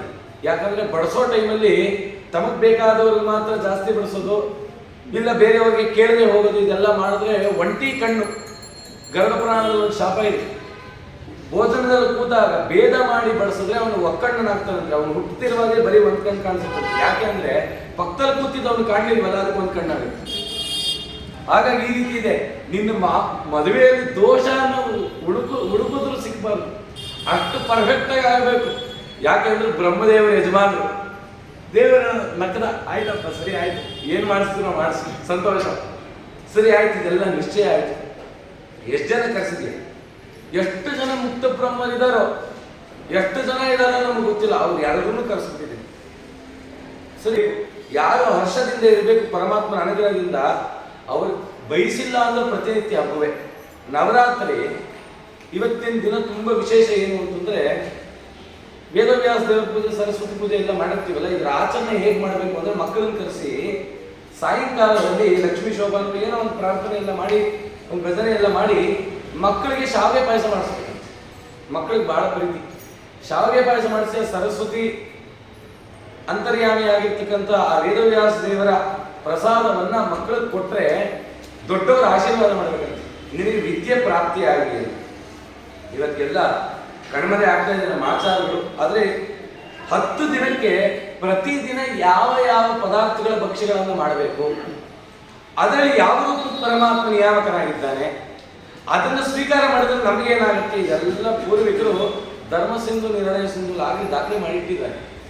ಆದರೆ ಅದು ಎಷ್ಟರ ಮಟ್ಟಿಗೆ ಆಗ್ತಿದೆ ಅನ್ನೋದು ವಿಶೇಷ. ಅದರಲ್ಲಿ ನಮ್ಮ ಈ ದಕ್ಷಿಣ ಭಾರತದ ಸಂಪ್ರದಾಯ ಏನು ಅಂತಂದರೆ, ಈ ತಂಬಿಟ್ಟಿನ ಆರತಿ, ಗೂಢಾರತಿ, ಪೂರ್ಣದ ಆರತಿ ಅಂತ ಹೇಳಿ ವಿಶೇಷ.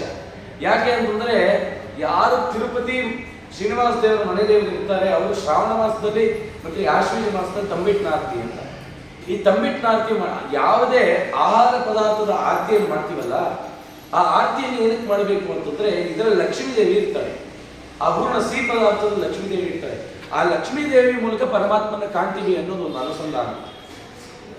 ಇದರಲ್ಲಿ ಒಂದು ಧರ್ಮ ಸೂಕ್ಷ್ಮ ಏನು ಅಂತಂದ್ರೆ, ಅಲಗಾರತಿಯಲ್ಲಿ ಮಂಗಳಾರತಿ ಮಾಡ್ತೀವಲ್ಲ, ಅದೇ ಅಲಗಾರತಿಯಲ್ಲಿ ಮಂಗಳಾರತಿ ತಗೋಬಾರದು ಅಂತ ಒಂದು ನಿರ್ಣಯ. ಯಾಕೆ ಅಂದರೆ ಅದರ ಲಕ್ಷ್ಮೀ ದೇವಿ ಸನ್ನಿಧಾನ. ಇದೇನಾಗುತ್ತೆ ಅಂತಂದ್ರೆ, ಏನಕ್ಕೆ ಇದರಲ್ಲೇ ತಗೋಬಾರ್ದು ಅಂತಂದ್ರೆ, ಇದನ್ನ ಬೇರೆದ್ರಲ್ಲಿ ಇಟ್ಟು ತಗೋಬೇಕು. ಇದು ಲಕ್ಷ್ಮೀ ದೇವಿ, ಇದೇ ಲಕ್ಷ್ಮೀ ದೇವಿ ರೂಪ. ಇದು ಮುಖ ಅಂತ, ಇದು ಅವಳ ಸ್ತನ್ಯ ಭಾಗ, ಇದು ಕಟಿ ಭಾಗ, ಅದಕ್ಕೆ ಇದು ನೋಡಿ ಸಣ್ಣ ಮಾಡಿರ್ತಾರೆ. ಇದು ಅವಳ ತೊಡೆಗಳು, ಇದು ಪಾದ, ಇದೇ ಸಾಕ್ಷಾತ್ ಲಕ್ಷ್ಮಿ. ಇದನ್ನ ಕಾಲಕ್ಕೆ ತಾಕ್ಸಿದ್ರೆ ದರಿದ್ರ ಬರುತ್ತೆ ಅಂತ ಅಲಕ್ಷ್ಮಿ ಹೇಳಿದ್ದಾರೆ. ಅಲಗಾರ್ತಿಯನ್ನ ತೊಳೆದೇ ಬಳಸಿದ್ರೆ ಅದಕ್ಕೆ ಗಲುಪ್ಸಬೇಕು. ನಾವು ಗಲುಪ್ಸಕ್ಕಾಗ್ತಿಲ್ಲ, ಏನು ಮಾಡ್ಲಿಕ್ಕೆ ಆಗ್ತಿಲ್ಲಲ್ಲ, ಅದಕ್ಕೆ ಇದರಲ್ಲಿ ತಗೋಬೇಡ, ಇದನ್ನ ನಿರ್ಮಾಣ ಮಾಡಬೇಡ ಅಂತೇಳಿ ಎಲ್ಲ ಉಪದೇಶ ಮಾಡಿ, ಅಲ್ಲಿ ಶ್ರೀನಿವಾಸ ದೇವರು ತಂಬಿಟ್ಟಿನಾರತಿ ಮಾಡಬೇಕು ಅಂತೆಲ್ಲ ತಗೊಂಡು ಬಿಟ್ಟಿದ್ದಾರೆ. ಊಟ ಮಾಡಬೇಕು, ಊಟಕ್ಕೆ ಲೇಟ್ ಆಯ್ತು, ಇಲ್ಲ ನಾವು ಮಾಡ್ಬೇಕು ಸ್ವಾಮಿ, ನಿನಗೆ ಮಾಡ್ಬೇಕು, ಅಯ್ಯೋ ಇನ್ನೂ ದೇವ್ರ ಸಮಾರಾಧನೆ ಆಗಿಲ್ವಲ್ಲ, ಇಲ್ಲ ಮಾಡಬೇಕು ಅಂತೇಳಿ ಶ್ರೀನಿವಾಸನ ಕುರಿತು ಆರತಿ ಮಾಡಬೇಕು. ಅದಕ್ಕೆ ನಿರ್ಣಯಕಾರರು ಏನು ಹೇಳ್ತಾರೆ ಅಂದರೆ, ಈ ಆರತಿ ಯಾವ್ದು ಮಾಡ್ತೀರ, ಗೂಢ ಆರತಿ, ತಂಬಿಟ್ಟಿನ ಆರತಿ, ಇದನ್ನು ಯಾವುದನ್ನು ನಮ್ಗೆ ತಗೊಳ್ಳೋ ಅಧಿಕಾರ ಇಲ್ಲ. ಯಾಕೆ ಅಂದರೆ ಅದು ಪದಾರ್ಥ. ಒಬ್ಬ ತಗೊಂಡ್ರೆ ಆ ಹೂರ್ಣ ಪೂರ್ತಿ ಅವನೇ ತಿನ್ಬೇಕು, ಯಾಕಂದ್ರೆ ಶೇಷ ಆಗುತ್ತೆ. ಆದರೆ ಏನು ಮಾಡಬೇಕು ಅಂತ ಪ್ರಶ್ನೆ ಮಾಡಿದಾಗ, ದೇವ್ರ ಮುಂದೆ ಉರಿಬೇಕು ಅಂತ ಇಡಬೇಕು, ದೇವ್ರ ಮುಂದೆ ಉರಿಯಕ್ಕೆ ಬಿಟ್ಬಿಡ್ಬೇಕು. ಅದ್ರ ಶೇಷ ಭಾಗ ಇದೆಯಲ್ಲ, ಅದೇ ಪ್ರಸಾದ. ಮಂಗಳಾರತಿನ ಯಾಕೆ ತಗೋಬೇಕು ಪ್ರಶ್ನೆ. ಮಂಗಳಾರತಿ ತಗೋತೀವಿ, ನಮ್ಮ ಮಂಗಳಾರತಿ ಕೊಡಿ, ಮಂಗಳಾರತಿನ ಯಾಕೆ ತಗೋಬೇಕು? ಆ ಮಂಗಳಾರತಿಯನ್ನ ಮಾಡೋದ್ ಕಾರಣ ಏನು ಅಂತಂದ್ರೆ, ದೇವತಾ ಪೂಜೆ ಪೂರ್ತಿ ಕಾಲದಲ್ಲಿ ಪರಮಾತ್ಮನ ನೋಡಲಿಕ್ಕೆ ನಮ್ಗೆ ಸಾಧ್ಯ ಆಗಿಲ್ಲ. ಮಂಗಳಾರತಿ ಕಾಲದಲ್ಲಿ ಪರಮಾತ್ಮ ಬಹಳ ಜಾಗೃತನಾಗಿರ್ತಾನೆ. ನಮ್ಮ ಮನಸ್ಸು ವಿಚಲಿತ ಆಗಬಾರ್ದು ಅಂತಂದ್ರೆ ಜಾಗೃತಿ ಗೀತೆ ಎಲ್ಲ ಬಾರಿಸೋದಕ್ಕೆ ನಮ್ಮ ಮನಸ್ಸು ಈ ವಾತಾವರಣ ಬಿಟ್ಟು ಬೇರೆ ಕಡೆ ಹೋಗ್ಬಾರ್ದು, ದೇವರಲ್ಲೇ ನೋಡಬೇಕು. ಆ ದೀಪದಿಂದ ಪರಮಾತ್ಮನ ನೋಡಿದ್ರೆ ನಮಗೆ ಪುನರ್ಜನ್ಮನ ವಿದ್ಯತೆ, ಪುನರ್ಜನ್ಮ ಇಲ್ಲ ಅಂತ ಹೇಳಿ.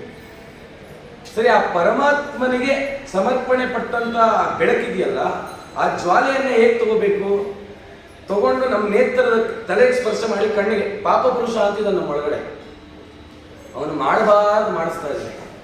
ಅದಕ್ಕೆ ಆ ಪಾಪ ಪುರುಷ ನೆತ್ತಿಯಲ್ಲಿದ್ದಾನೆ, ಬುದ್ಧಿಯಲ್ಲಿದ್ದು ಮಾಡಬಾರ್ದು ಕೆಲಸ.